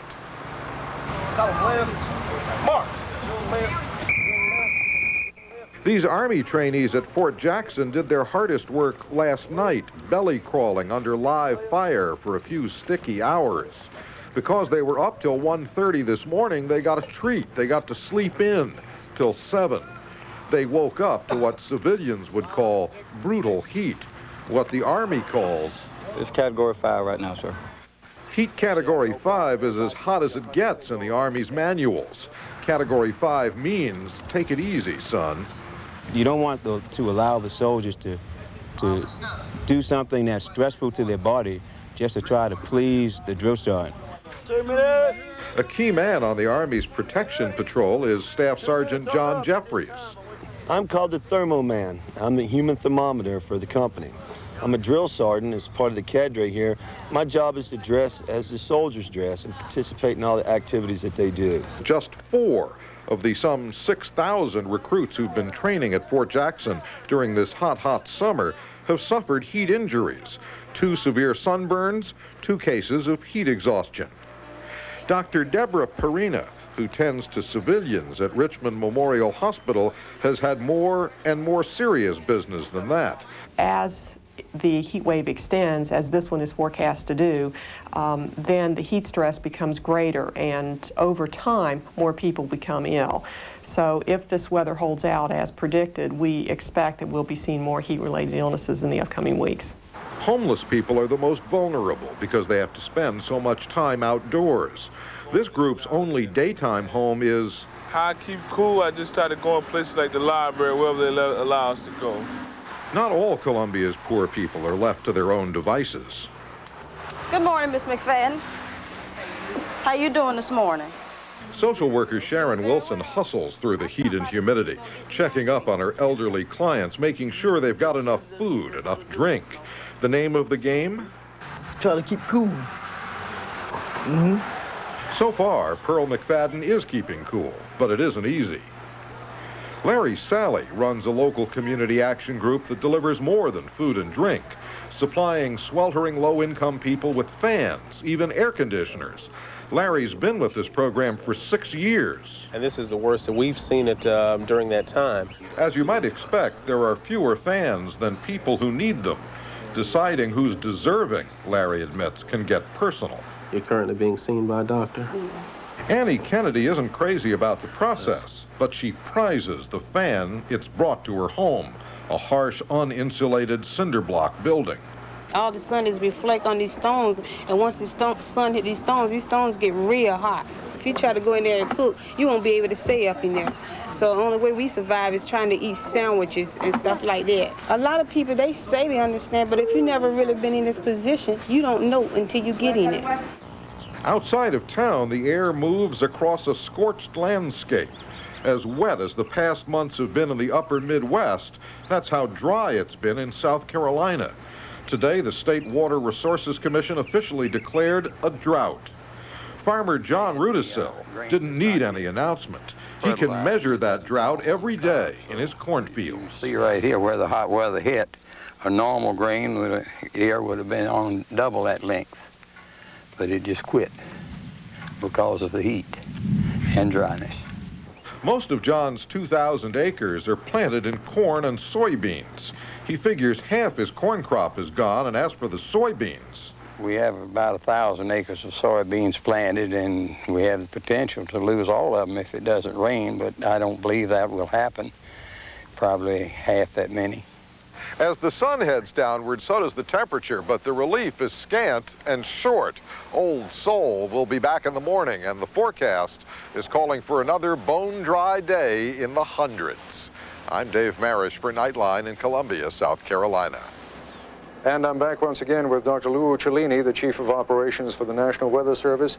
The heat is here to stay, and record heat today all across the east and the southeast and even up into the northeast.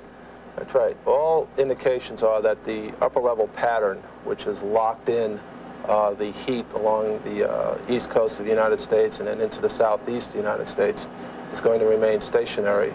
We have southwesterly flow up into the New England area, which is helping to advect very strongly warm air towards New England.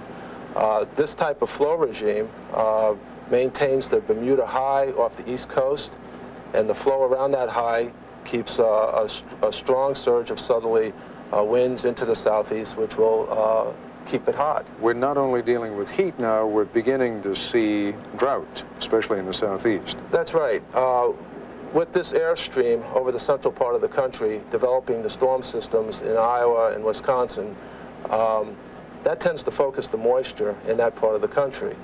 As the air comes over the top of this upper level ridge, the atmosphere cannot sustain those systems, so they tend to die out.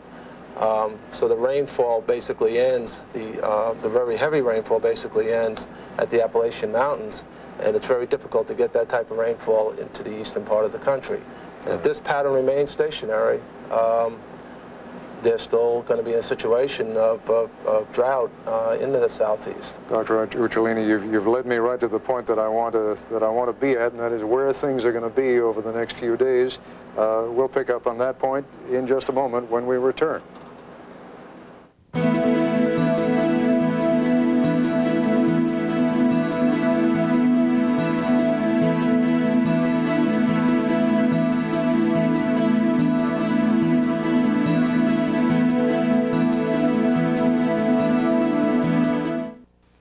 And we are back once again with Dr. Lou Uccellini, the Director of Operations for the National Weather Service. And the next 24, 48 hours, no good news for anyone, right? No, I'm afraid not. What we're able to do is we're able to use numerical models to predict the upper level flow regime, the surface conditions, where it's going to rain, where it's not going to rain. The latest numerical progs that we have all indicate more of the same through at least the next 48 hours and possibly even out to 5 days in advance. Now, as far as the Midwest is concerned, where they've been getting all that rain, it almost sounds strange to use this term, but it truly is reaching critical proportions now. I mean, it's been bad, it's been horrible, it's getting worse. That's correct. This is the worst flood in the history of the Midwest in terms of agricultural losses, business losses. the aerial extent of flooding, we're breaking records with this flood. We have tended to focus just on the Mississippi. You and I were talking before.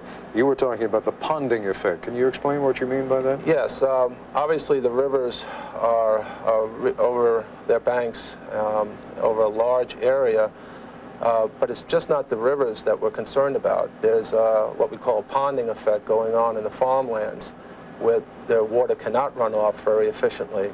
So there's a large amount of farmlands which were the ground is saturated. Saturated, and we're literally with this amount of rainfall over this period of time is turning it into ponds and lakes. There have been areas from Kansas through Iowa into southern Wisconsin that have had over 2 feet of rain since April 1st. There have been areas in southern Iowa that's had over 1 foot of rain so far in this month of July. The effect on the farmland has been catastrophic. Farmers cannot get in their fields to plant, to tend to their crops, so they're looking at total losses. In the few seconds that we've got left, then, sort of take it out as far as you can based on the statistics that you have. 4, 5, 6 days in advance, any relief in sight? Well, what we have out to 48 hours Saturday morning is this flow pattern remaining intact. Some more upper-level disturbances moving through the northern Midwest. So that will help produce rain in the central part of the country, and we maintain this ridge over the southeast, so it should stay hot. If we go to the rainfall prediction for this same period of time, this is a 48-hour prediction coming out of the numerical models. And again, it's focusing the rainfall over southern Iowa and northern Missouri.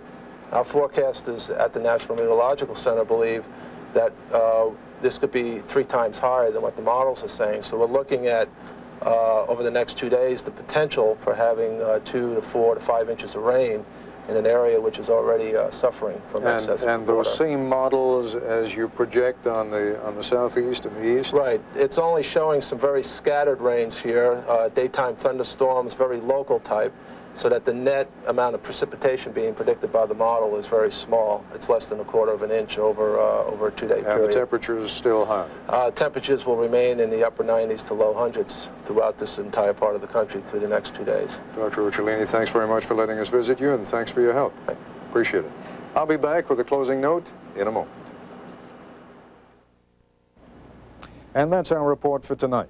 I'm Ted Koppel at the National Meteorological Center just outside Washington, D.C. For all of us here at ABC News, thank you for watching, and good night. Nightline is a presentation of ABC News. More Americans get their news from ABC News than from any other source. Saturday. Where do you live? Is it your dream community? Down there in that wasteland. Or your worst nightmare? A new drama special. Are you moving here? Country Estates, then. Put a TV crew in a squad car. You're under arrest. The cops. From ABC, this is World News Tonight with Peter Jennings. Tonight reporting from the Japanese capital, Tokyo, and Diane Sawyer in New York. Good evening. The economic summit has ended in Tokyo, and Peter Jennings will have a full report in a few minutes. But while Mr. Clinton was focused on the broad economic issues of the summit, Vice President Gore was coordinating the federal effort to help so many people profoundly affected by the flooding along the Mississippi. It is perhaps the worst flooding in 500 years. In Washington this morning, the Vice President set up a conference call with governors from the flooded states. He promised what he called a strong, effective, and coordinated response and said he'll visit the region on Monday. The Army Corps of Engineers has set up a war room in St. Louis where it's coordinating all the flood control efforts. It's an enormous job. It's almost unreal. It's something that no one here has ever seen. The biggest challenge that I believe we have right now is that we are putting all of these levee systems with the highest stage that they've ever experienced. As we said, the flooding along the Mississippi is being described by federal engineers as perhaps the worst in 500 years. Meanwhile, the unrelenting rainfall continues to swell the river and its tributaries. ABC's Erin Hayes reports tonight from Grafton, Illinois. In Grafton, Illinois, folks who have been working in floodwaters are lining up for tetanus shots. Health officials say that is just one disease floodwaters could spread. There are others. Giardia is a type of parasitic infection that you can contract from the flood waters. The problem, in 5 states along the Mississippi, dozens of sewer plants have been shut down by floods, so they are dumping raw sewage in the river. It's that or have it back up into people's bathrooms, but it means floodwaters are nothing to be wading in, especially for kids or people with open cuts. Everything that's going down the drain is in the river right now. That worries Grafton water officials. They sent divers in to try to seal off the drinking water treatment plant. River water has been leaking in. That raw water getting in that finished water, you're going to have problems.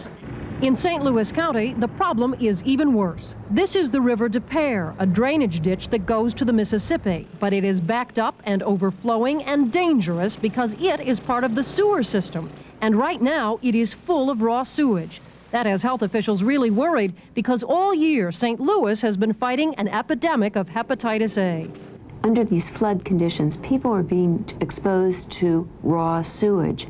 And in that setting, it is possible for hepatitis A to be spread to other people.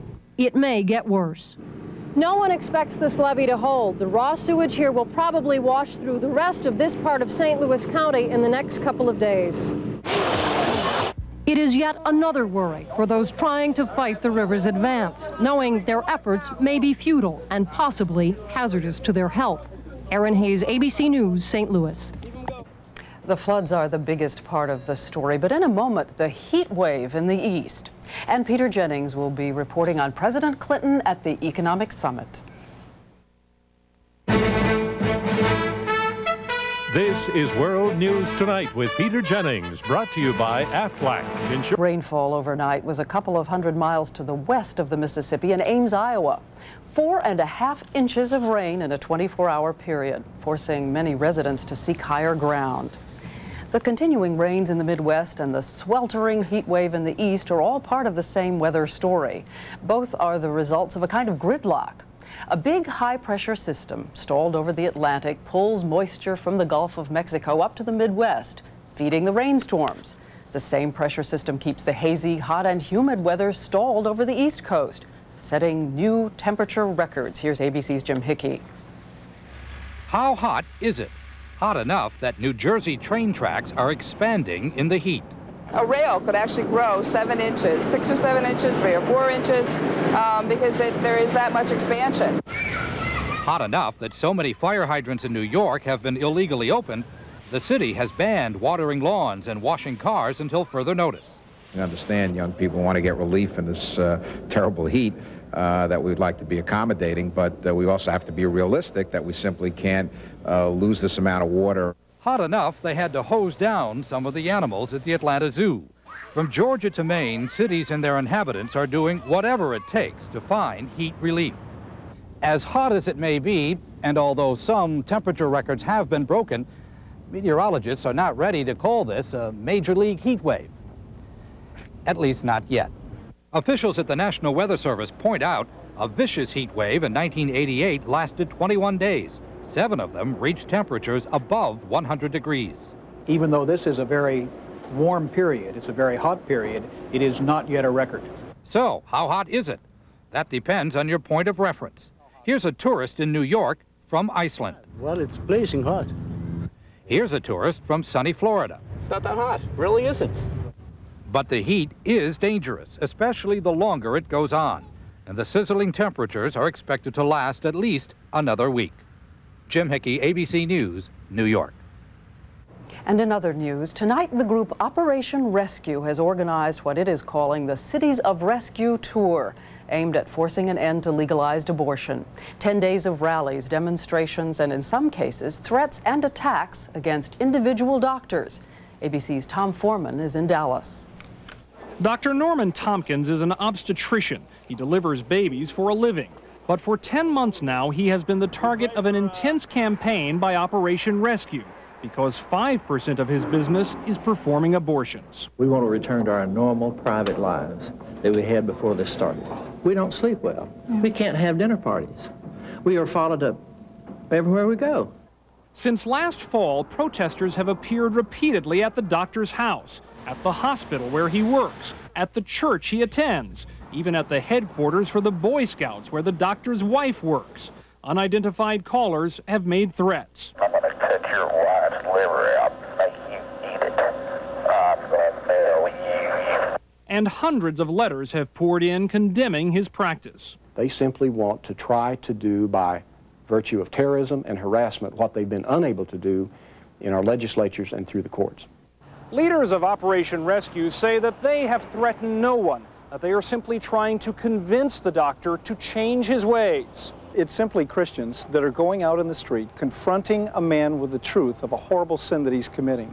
I have become a prisoner in my own home because I believe a woman has the right to choose. Still, Dr. Tompkins has told Congress there must be legislation to restrict such activity. It may make little difference. Operation Rescue members say they will bow to no laws until the fight to end abortions is won.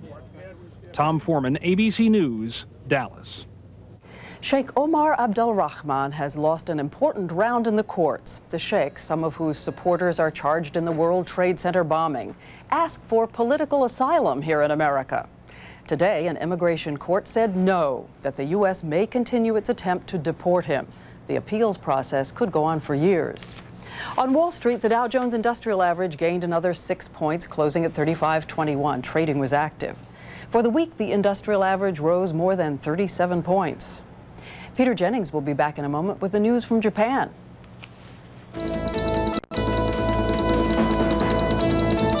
To Peter Jennings for a full report on the last day of the economic summit and a wrap-up of his week in Japan.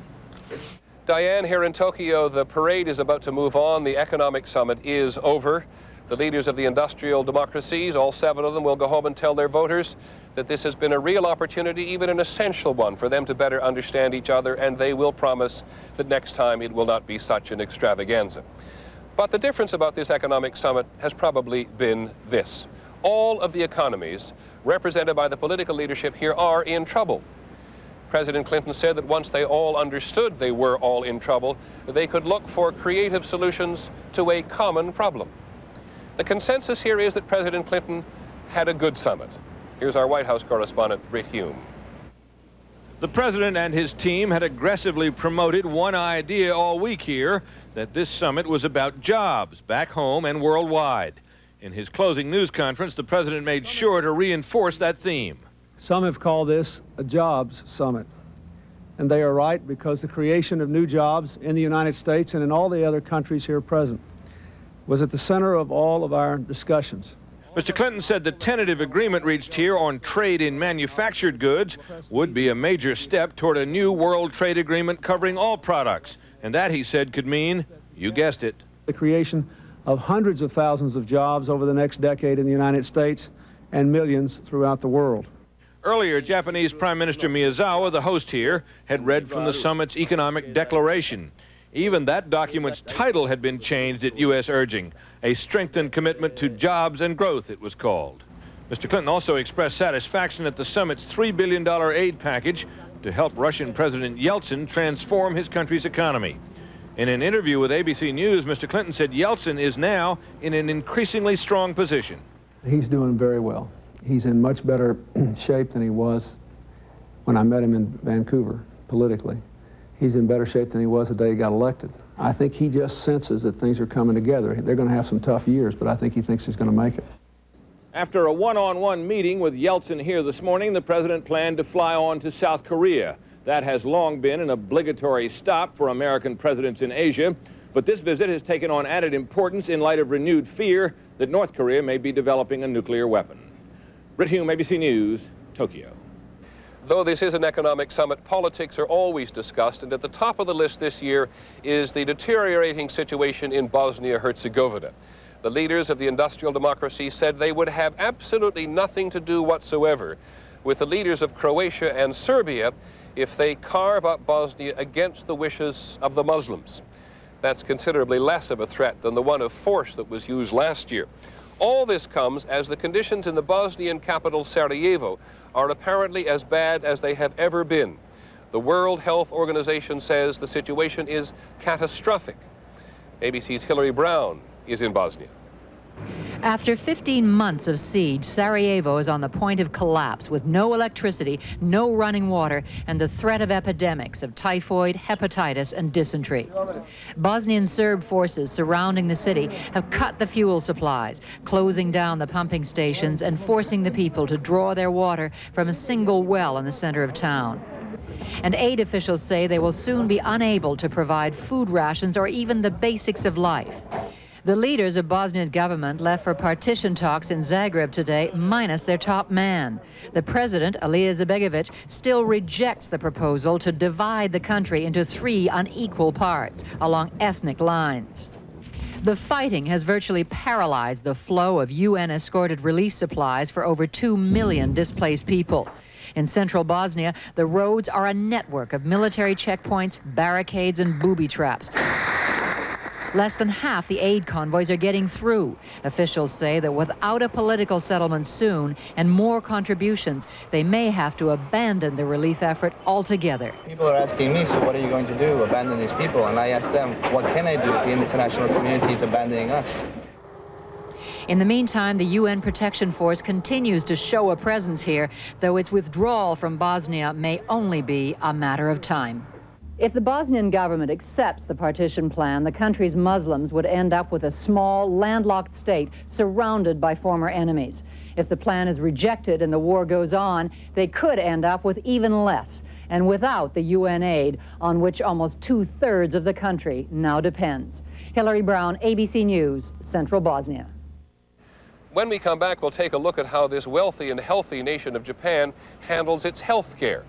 Would it appeal to most Americans? In some ways, yes. In some ways, definitely not. Better. During his news conference at the end of the summit, President Clinton was asked whether Mrs. Clinton, who has kept a fairly low profile here, consistent with the spouses of other political leaders, whether Mrs. Clinton had been muzzled by the White House staff.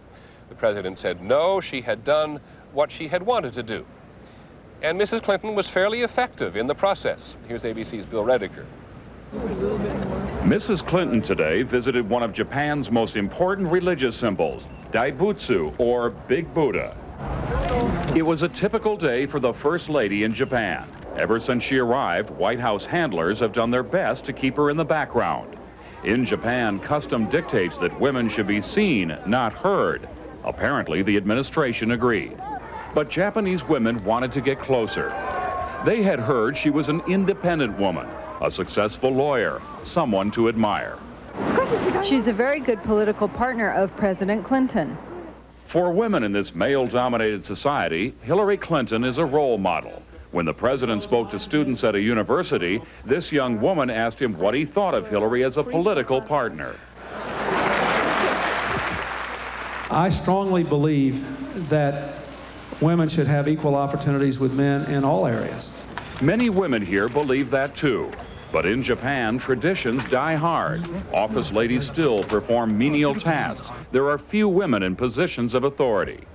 Reporter Mitsuko Shimomura describes how she thinks Japanese men will react to the First Lady's impact here. Frightened and a little bit scared that if Japanese women are influenced by her, that would be very bad. That would be threatening to them. Is it possible in Japanese society today to become a Hillary Clinton? No, it's impossible. That's why you are dreaming of it. Japanese women dreamed about it when career woman Masako Owada became the crown princess. But they have noticed that ever since her marriage, she has dutifully walked 2 steps behind the prince. Bill Rediker, ABC News, Tokyo. Another reporter asked Mrs. Clinton today whether she was going to spend the day studying the Japanese health care system. She said no. She will be soon enough back to her job as head of the health care task force for the president. But Mrs. Clinton probably already knows there are basic differences in the two systems. For one thing, the United States spends almost 14% of its gross national product on health care. The Japanese spend half of that. We have taken a look at what the Japanese get for their money. In the waiting room of a Japanese hospital, there is equality. It doesn't matter how old you are or what your particular status in life is. All Japanese citizens have access to health care. No individual is denied because of price. It is an important contributing factor to Japan's industrial might, at a price which the U.S. government and American business would envy. The average Japanese company pays about $700 a year per employee in health care premiums. The average American company pays about $3,500. It is not in our interest, say the Japanese, to undermine the vitality of Japanese business by adding on the burden of health care costs. All Japanese have health insurance of one kind or another. Some are covered by their corporations, some are covered by government. So how do the Japanese manage to have such an enviable system without the soaring costs that so bedevil the system at home? The answer lies here in a green and white paperback book published by the government. In the book are listed virtually every medical procedure a doctor is likely to perform, and with it, the price which the government allows him to charge. There are things about the Japanese healthcare system which would not work in America. The people in this waiting room at the hospital where they go for routine care are not able to choose their doctor.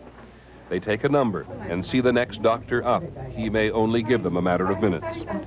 Doctors have a measure of power over their patients here which Americans would not likely tolerate. Here's a patient having an operation. If, while the operation is underway, the doctor discovers cancer, he is under no obligation to tell the patient. In Japan, it's assumed that doctor knows best. In Japan, the doctor is rarely challenged. And here is something else. The records tell us this may be the healthiest society in the world, but it is also the most medicated one. The Japanese consume more drugs than anybody. It is by over-prescribing drugs that doctors make extra money.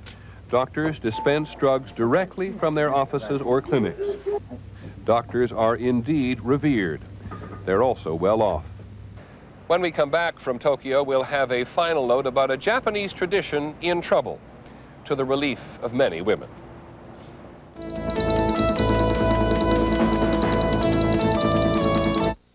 Finally, from us this evening, as we prepare to leave Japan this time, the kind of image which foreigners have taken away from here for years, and yet which seemed to a visitor this time, especially with a woman as the Canadian Prime Minister and the role of Mrs. Clinton as being curiously out of step with the times. This is not about an earth-shaking event, but it is a small example of how women in Japan are still a long way from real equality.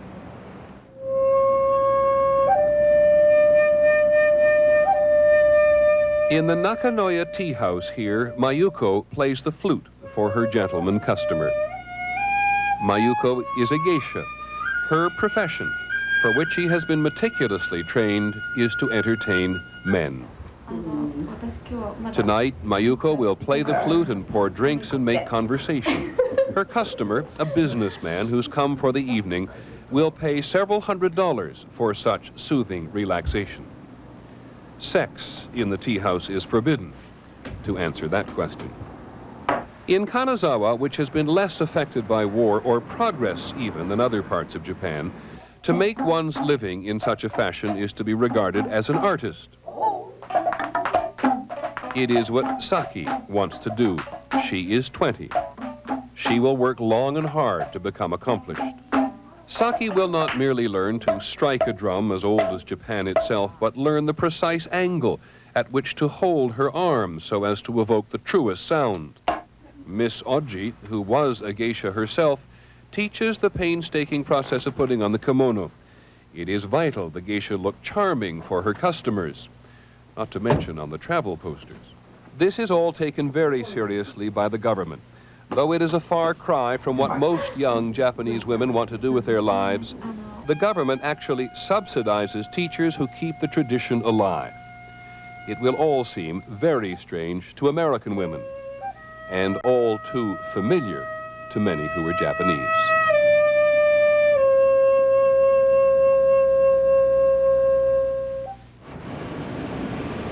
And that is our report on World News Tonight.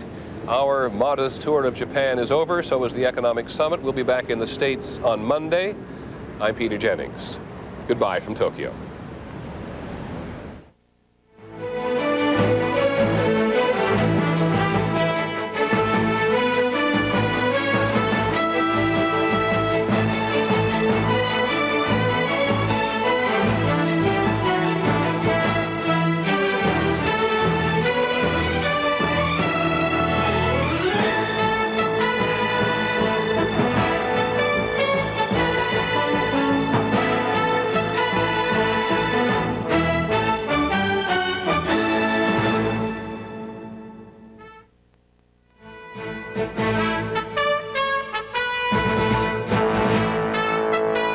Friday, Robbie's new girl is hungry for lunch. She goes through boys one right after another. She chews them up and spits them out. No, she digests them. Dinosaurs, then. Balky's back and he's better than ever. With all new episodes. It's the return of Perfect Strangers to TGIF Friday. Hey, hey, hey, hey, hey. Eyewitness News. Good evening, everyone. One person was killed and 4 people are injured tonight in a tragic accident at the Avis Railroad.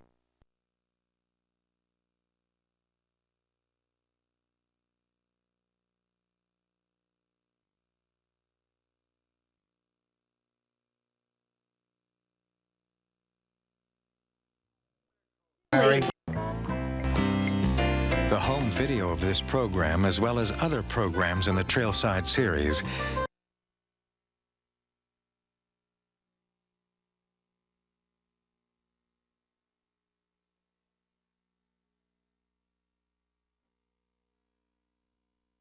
tonight from the banks of the Mississippi.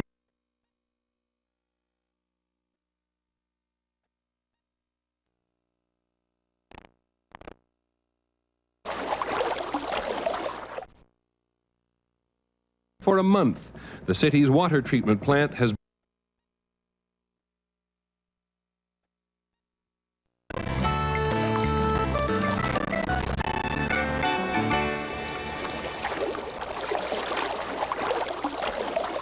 In Iowa, they may not have drinking water for a month.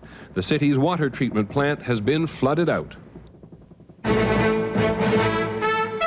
From ABC, this is World News Tonight with Peter Jennings. Reporting tonight from the banks of the Mississippi River. And Diane Sawyer in New York. Good evening. We begin another week which is going to go into the record books across this great swath of land in the Midwest. Every brook and stream, every creek, the great Missouri, and finally the Mississippi are carrying the waters from 2/3 of the nation to the sea in such enormous volume that the man-made systems to control it are still being overwhelmed. This is still the story of 1,000 disasters, some of them weeks ago and some of them today. Over the Merrimack River, just south of St. Louis, the Telegraph Bridge is now underwater. There is so much water in the Mississippi at St. Louis that its tributaries, the Merrimack and the Dupree, are backing up, which means that some St. Louis suburbs are already going under, and in others, people are now being asked to leave their homes. It's calm, unfortunately. We're recommending now that everyone go ahead and evacuate the area. 30,000 people out of their homes along the river by today. I just lost my wife, died May the 2nd. Oh, no. First half of my life is gone. Now this is it. I'm finished, so. There are levees and dikes in Iowa and Missouri which simply won't hold. Thousands of acres of farmland where the corn and the soybean were reaching for the sun this morning are half underwater tonight. After fighting and losing to the water for several weeks now, this section of the Midwest has been ravaged. Thousands of acres flooded in Nebraska, $600 million worth of crop damage in South Dakota, 37 counties classified as disaster areas in Wisconsin, $300 million in property damage there. In Minnesota, 10,000 homes have been damaged, 500,000 acres have been flooded in Illinois. Iowa and Missouri are taking it the hardest. In Missouri alone, at least 13 people have died as of this Monday, and there's been $1 billion in damage here. $1 billion in damage maybe in Iowa as well. Thousands of people forced from their homes. The biggest single mess today is in Iowa. ABC's Judy Muller in the city without drinking water, Des Moines. Rush hour in Des Moines was anything but this morning. With no water or electricity, downtown businesses were forced to close. Most electricity has now been restored, but city officials say it could take as long as a month to get the water treatment plant back in full operation. The dike around that plant had been built to withstand a 100-year flood. This is a pretty extraordinary situation. You know, you figure a 100-year flood only happens once in 100 years. Well, this is more than a 100-year flood, far and away. For the 250,000 people left without water, emergency crews have set up 24-hour water distribution centers all over the city. Residents have been lining up to get their daily allotment of 5 gallons. I've seen everything in the last few years as we went down the years, but this is the worst.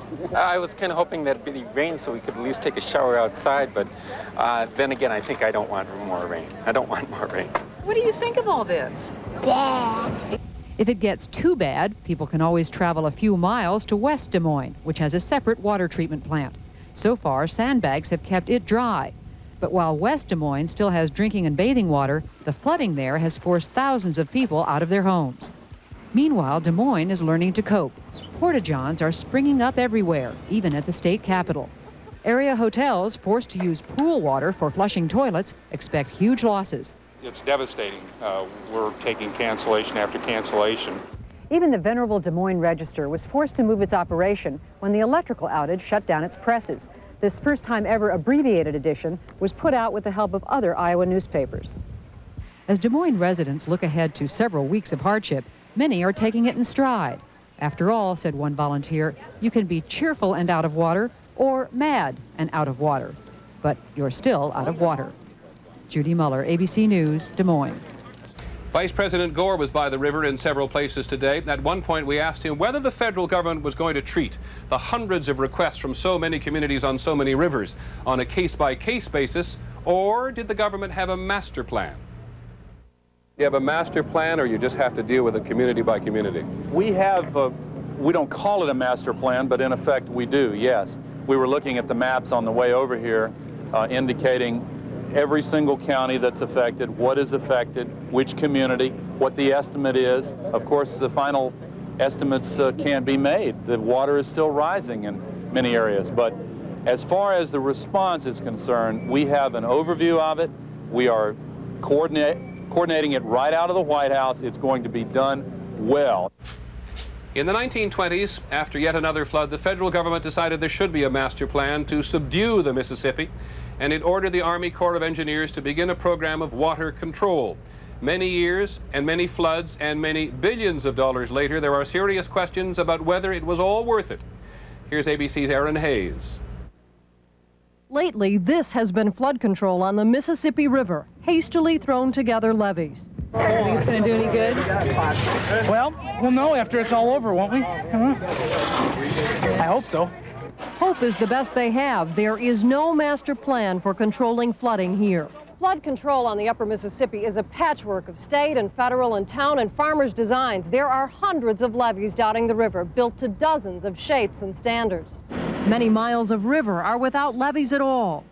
It is every town for itself here, and no one agency is in charge. No, there is not one agency that is authorized with dealing per se with floodplain management and flood control in the United States. The Army Corps of Engineers does play a role with some flood control structures on tributaries like the Des Moines River. Those obviously come with no guarantees. The Corps will also build levees for towns, but only if they're asked and only if it is worth the money.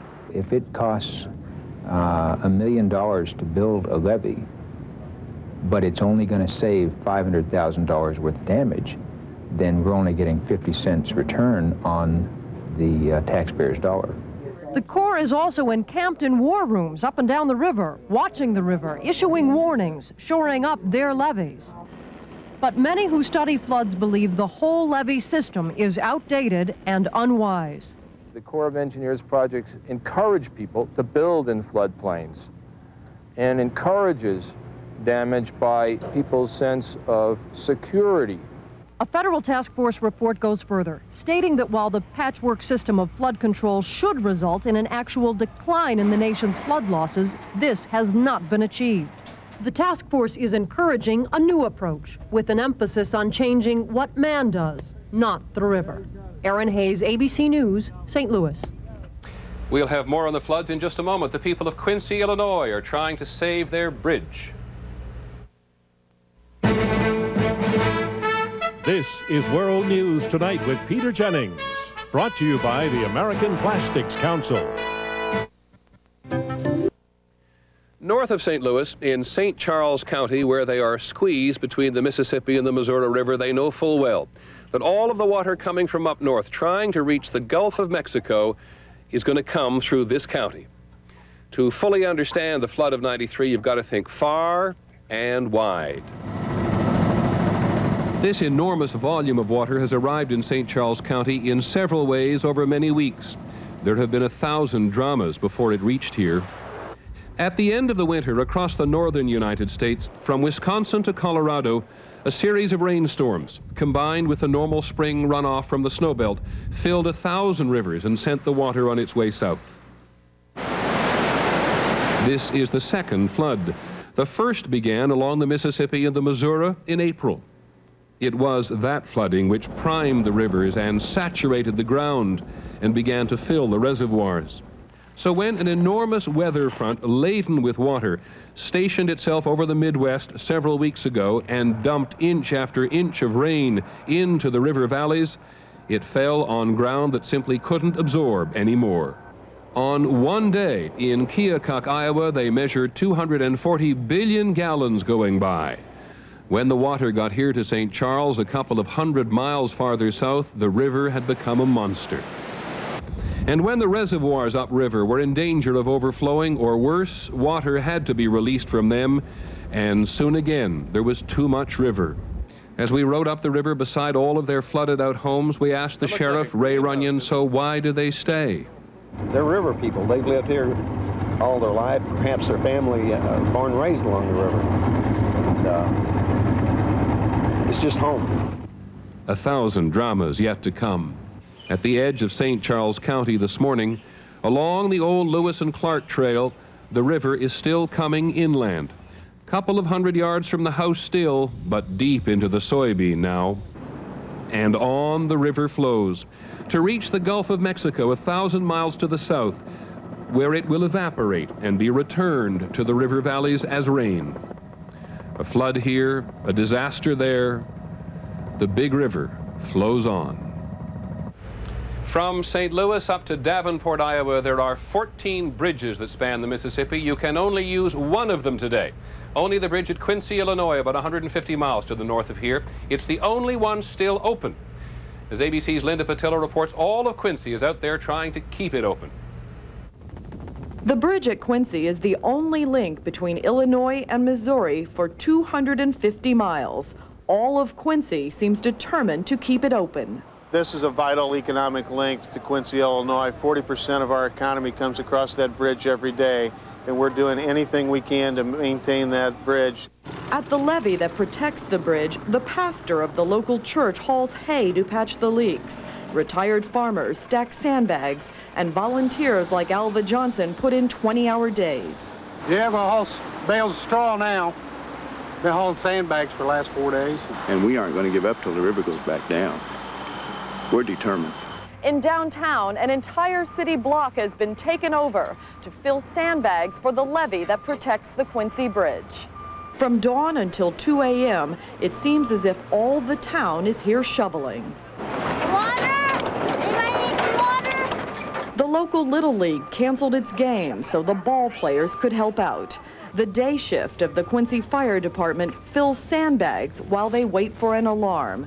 Even the Senior Citizen Center sent over a busload of volunteers. To many people here, keeping the bridge open has become a point of civic pride. We want to whip the Mississippi, don't want it to whip us. By Wednesday, when the river crests here, the people of Quincy will know who won. Linda Patillo, ABC News, Quincy, Illinois. Just one note about the cost of all this. As devastating as the floods are to those farmers whose fields are underwater, most economists are now saying the floods will not have much impact on the nation's overall food prices. For every acre that's underwater, there are many more farmers inland whose land is still dry. Before the floods, officials estimated this year's grain harvest at 8.8 billion bushels, and the new estimate is not much lower. It is 8.5 billion. A little later in the broadcast, we'll go to the river at Hannibal, Missouri, the river in Mark Twain. And in a moment, Diane Sawyer in New York with the day's other news.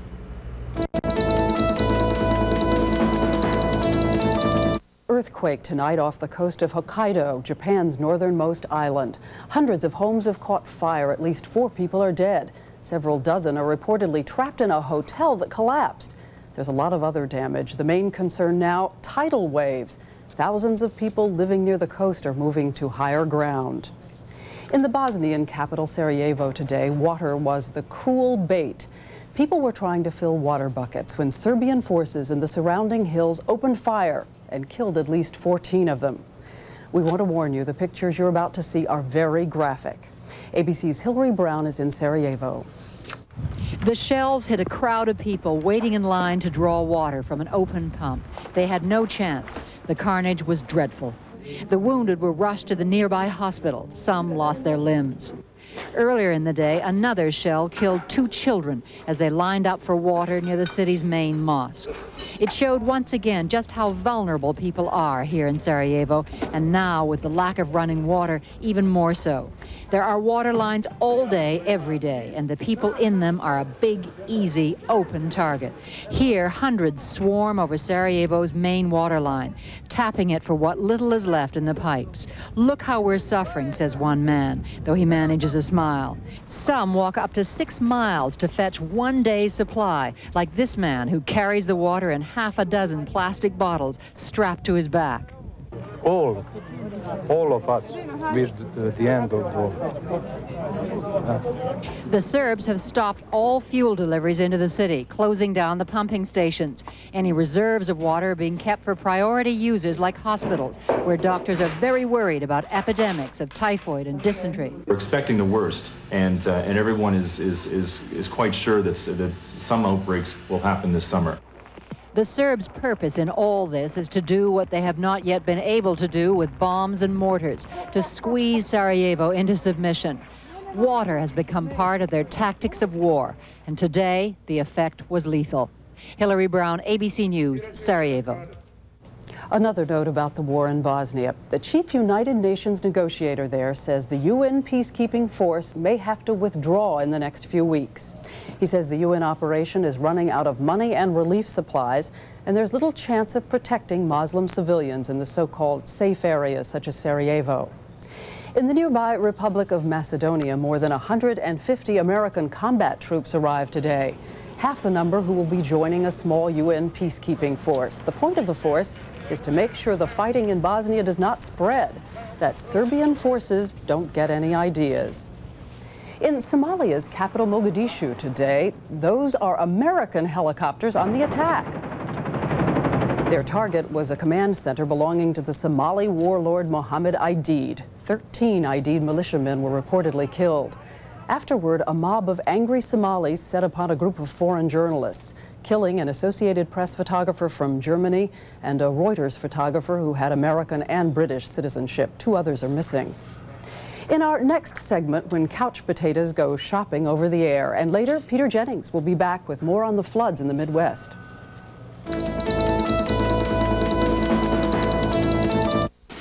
Somehow, someone's trying to railroad cereal lovers like you and me into thinking wholesome can't taste special. Well, here's your ticket, oatmeal crisp. Now see, they take brown sugar, then they bake it into these crispy flakes. A couple of major business stories tonight. Jury selection began today in Galveston, Texas, in a trial that could change the way the airline industry does business. Continental and Northwest Airlines have sued American Airlines, claiming the fare wars last summer were an illegal attempt by American to drive its competitors out of business. If American loses, it could have to pay $3 billion. And 2 of the giants of the home shopping business may soon be one. QVC Network has proposed a merger with Home Shopping Network, a move which company executives say could further strengthen a business which, as ABC's Stephen Ogg reports, is already very big and very profitable. Let's start out with a Capitamonte ceramic orchid centerpiece. It has become an over-the-air marketplace for millions of American consumers. If you're busty, if you're a hippie, if you're thick through the middle. It's a high-tech boutique, pushing everything from low-priced gadgets to discount designer clothes. This is the suit which I think every woman, it's a must. Consumers spent $2 billion last year buying from QVC and the Home Shopping Network, and like Ruth Combs, they never left their living rooms. I don't know when I've been to the mall. That's a terrible thing to say, but I really haven't been. But big changes are ahead for the television shopping business. Some of the nation's best-known retailers are trying it out. Here at Saks Fifth Avenue, they've already had some success. In just 1 hour on QVC, they did about $600,000 in sales. That's $10,000 a minute. What Saks sold during that hour was the same merchandise at the same prices that it sells on Fifth Avenue. It's hard for even upscale retailers to ignore QVC's 44 million homes. Having a competitive advantage today is harder than it's ever been. And that's part of why I think retailers now have to reach out to the customer. Saks' competition is going even further. RH Macy is planning its own 24-hour shopping channel starting next year, and there is certain to be more competitors. Virtually every major retailer is looking in some way at the implications of home shopping for them. Even manufacturers may get into the business. For television viewers, this may be either the 90s version of catalog shopping or just one very long commercial. Stephen Ogg, ABC News, New York. And on Wall Street today, the Dow Jones Industrial Average gained another 3 points, closing at 35.24. The trading was moderate. In a moment, Peter Jennings will be back with a final report from the flooding along the Mississippi. On day one, did the U.S. help train terrorists attacking America? Islamic fundamentalists fought a holy war with help from the CIA. Now is their training blowing up in our face? Tonight on day one. Finally this evening, the river and the perfect quote. If you have been out of the country for a while, as we have, you cannot help but notice in the reporting how many people have written or spoken about this great river, none with more familiarity than Mark Twain, who said that the Mississippi was a just and equitable river. It never tumbled one man's farm overboard without building a new farm just like it for the man's neighbor. It keeps down hard feelings, Twain wrote. ABC's Jim Wooten has spent the day in the great writer's hometown of Hannibal, Missouri. Hannibal has certainly made the most of its most favorite son and the boys of summer he created long ago, cashing in on tourists drawn by Mark Twain's boyhood home.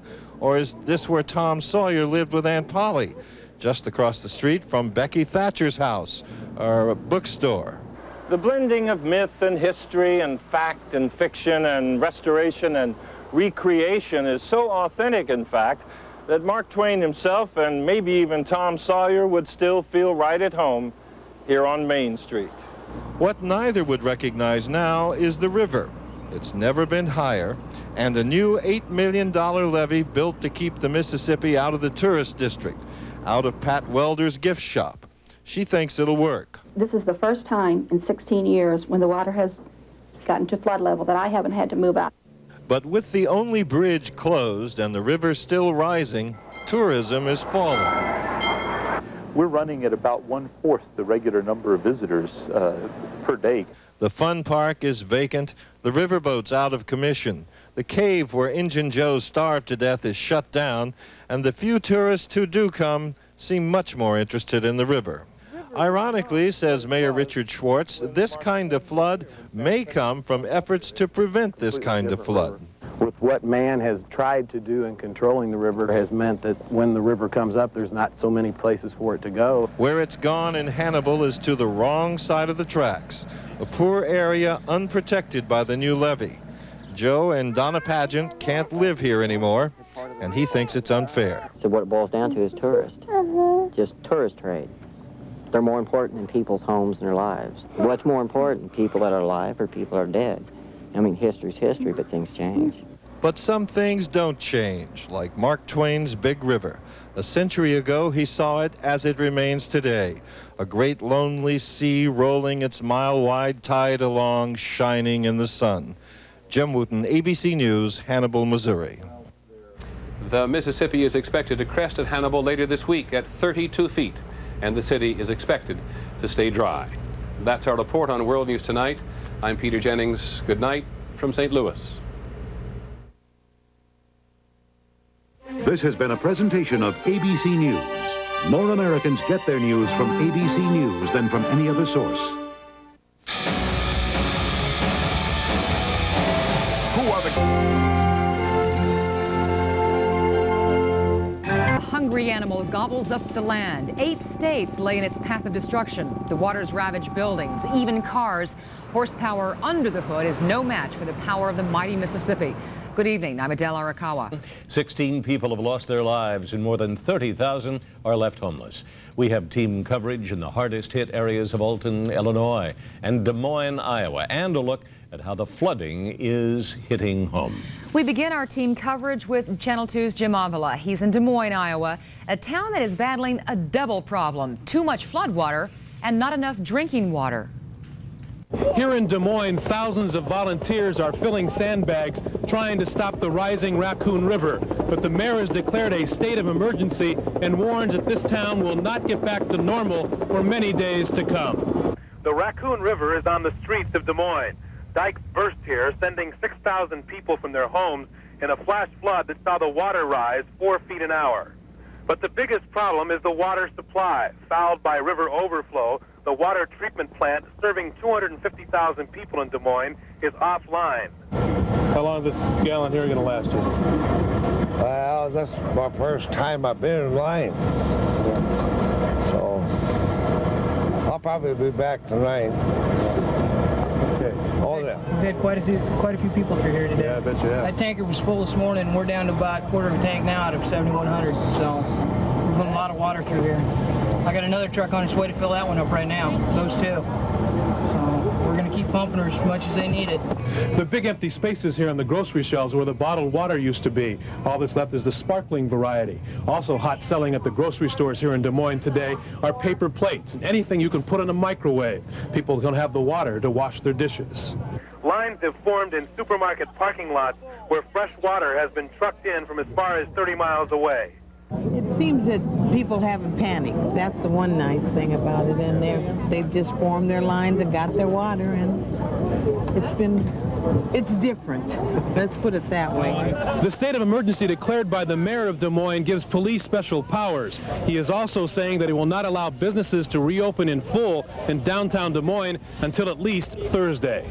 Reporting from Des Moines, Jim Avila, Channel 2 News. Another area feeling the devastating effects of the flooding Mississippi is Alton, Illinois. Alton residents are bailing out as quickly as they can, but their efforts seem almost hopeless. Channel 2's Jay Levine picks up our team coverage. Here in Alton, Illinois, the river is already several hundred yards over its normal banks. The river casino behind me is open for business, but as you can see just to the right, the gangplank leading to that ship is underwater. And so temporary walkways have been installed to prove where there's a will, there's a way. Not many others are having much fun here today, as floodwaters are reclaiming more and more of people's property, forcing more and more people from their homes. This area used to be an airport. Now it's suitable only for seaplanes. Right around the maintenance building, that well house down there, it's, I'd say it's 4.5, 5 foot deep anyway. Want to play golf here? Forget it. But that's the least of people's worries. Illinois alone has lost 500,000 acres, and now the biggest city along the Mississippi is being threatened. Parts of St. Louis are being evacuated tonight as water creeps slowly higher and higher, barely reaching the base of the famed Gateway Arch. The 23rd step is that one that's underwater there, off that landing right there. And you could see it yesterday when we were down here. The toll in wildlife and livestock is growing too. For every deer rescued by conservation officers, many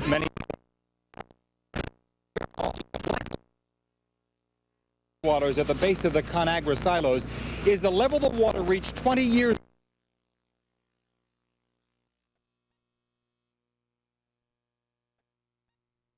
many more. Just the floodwaters at the base of the ConAgra silos is the level the water reached 20 years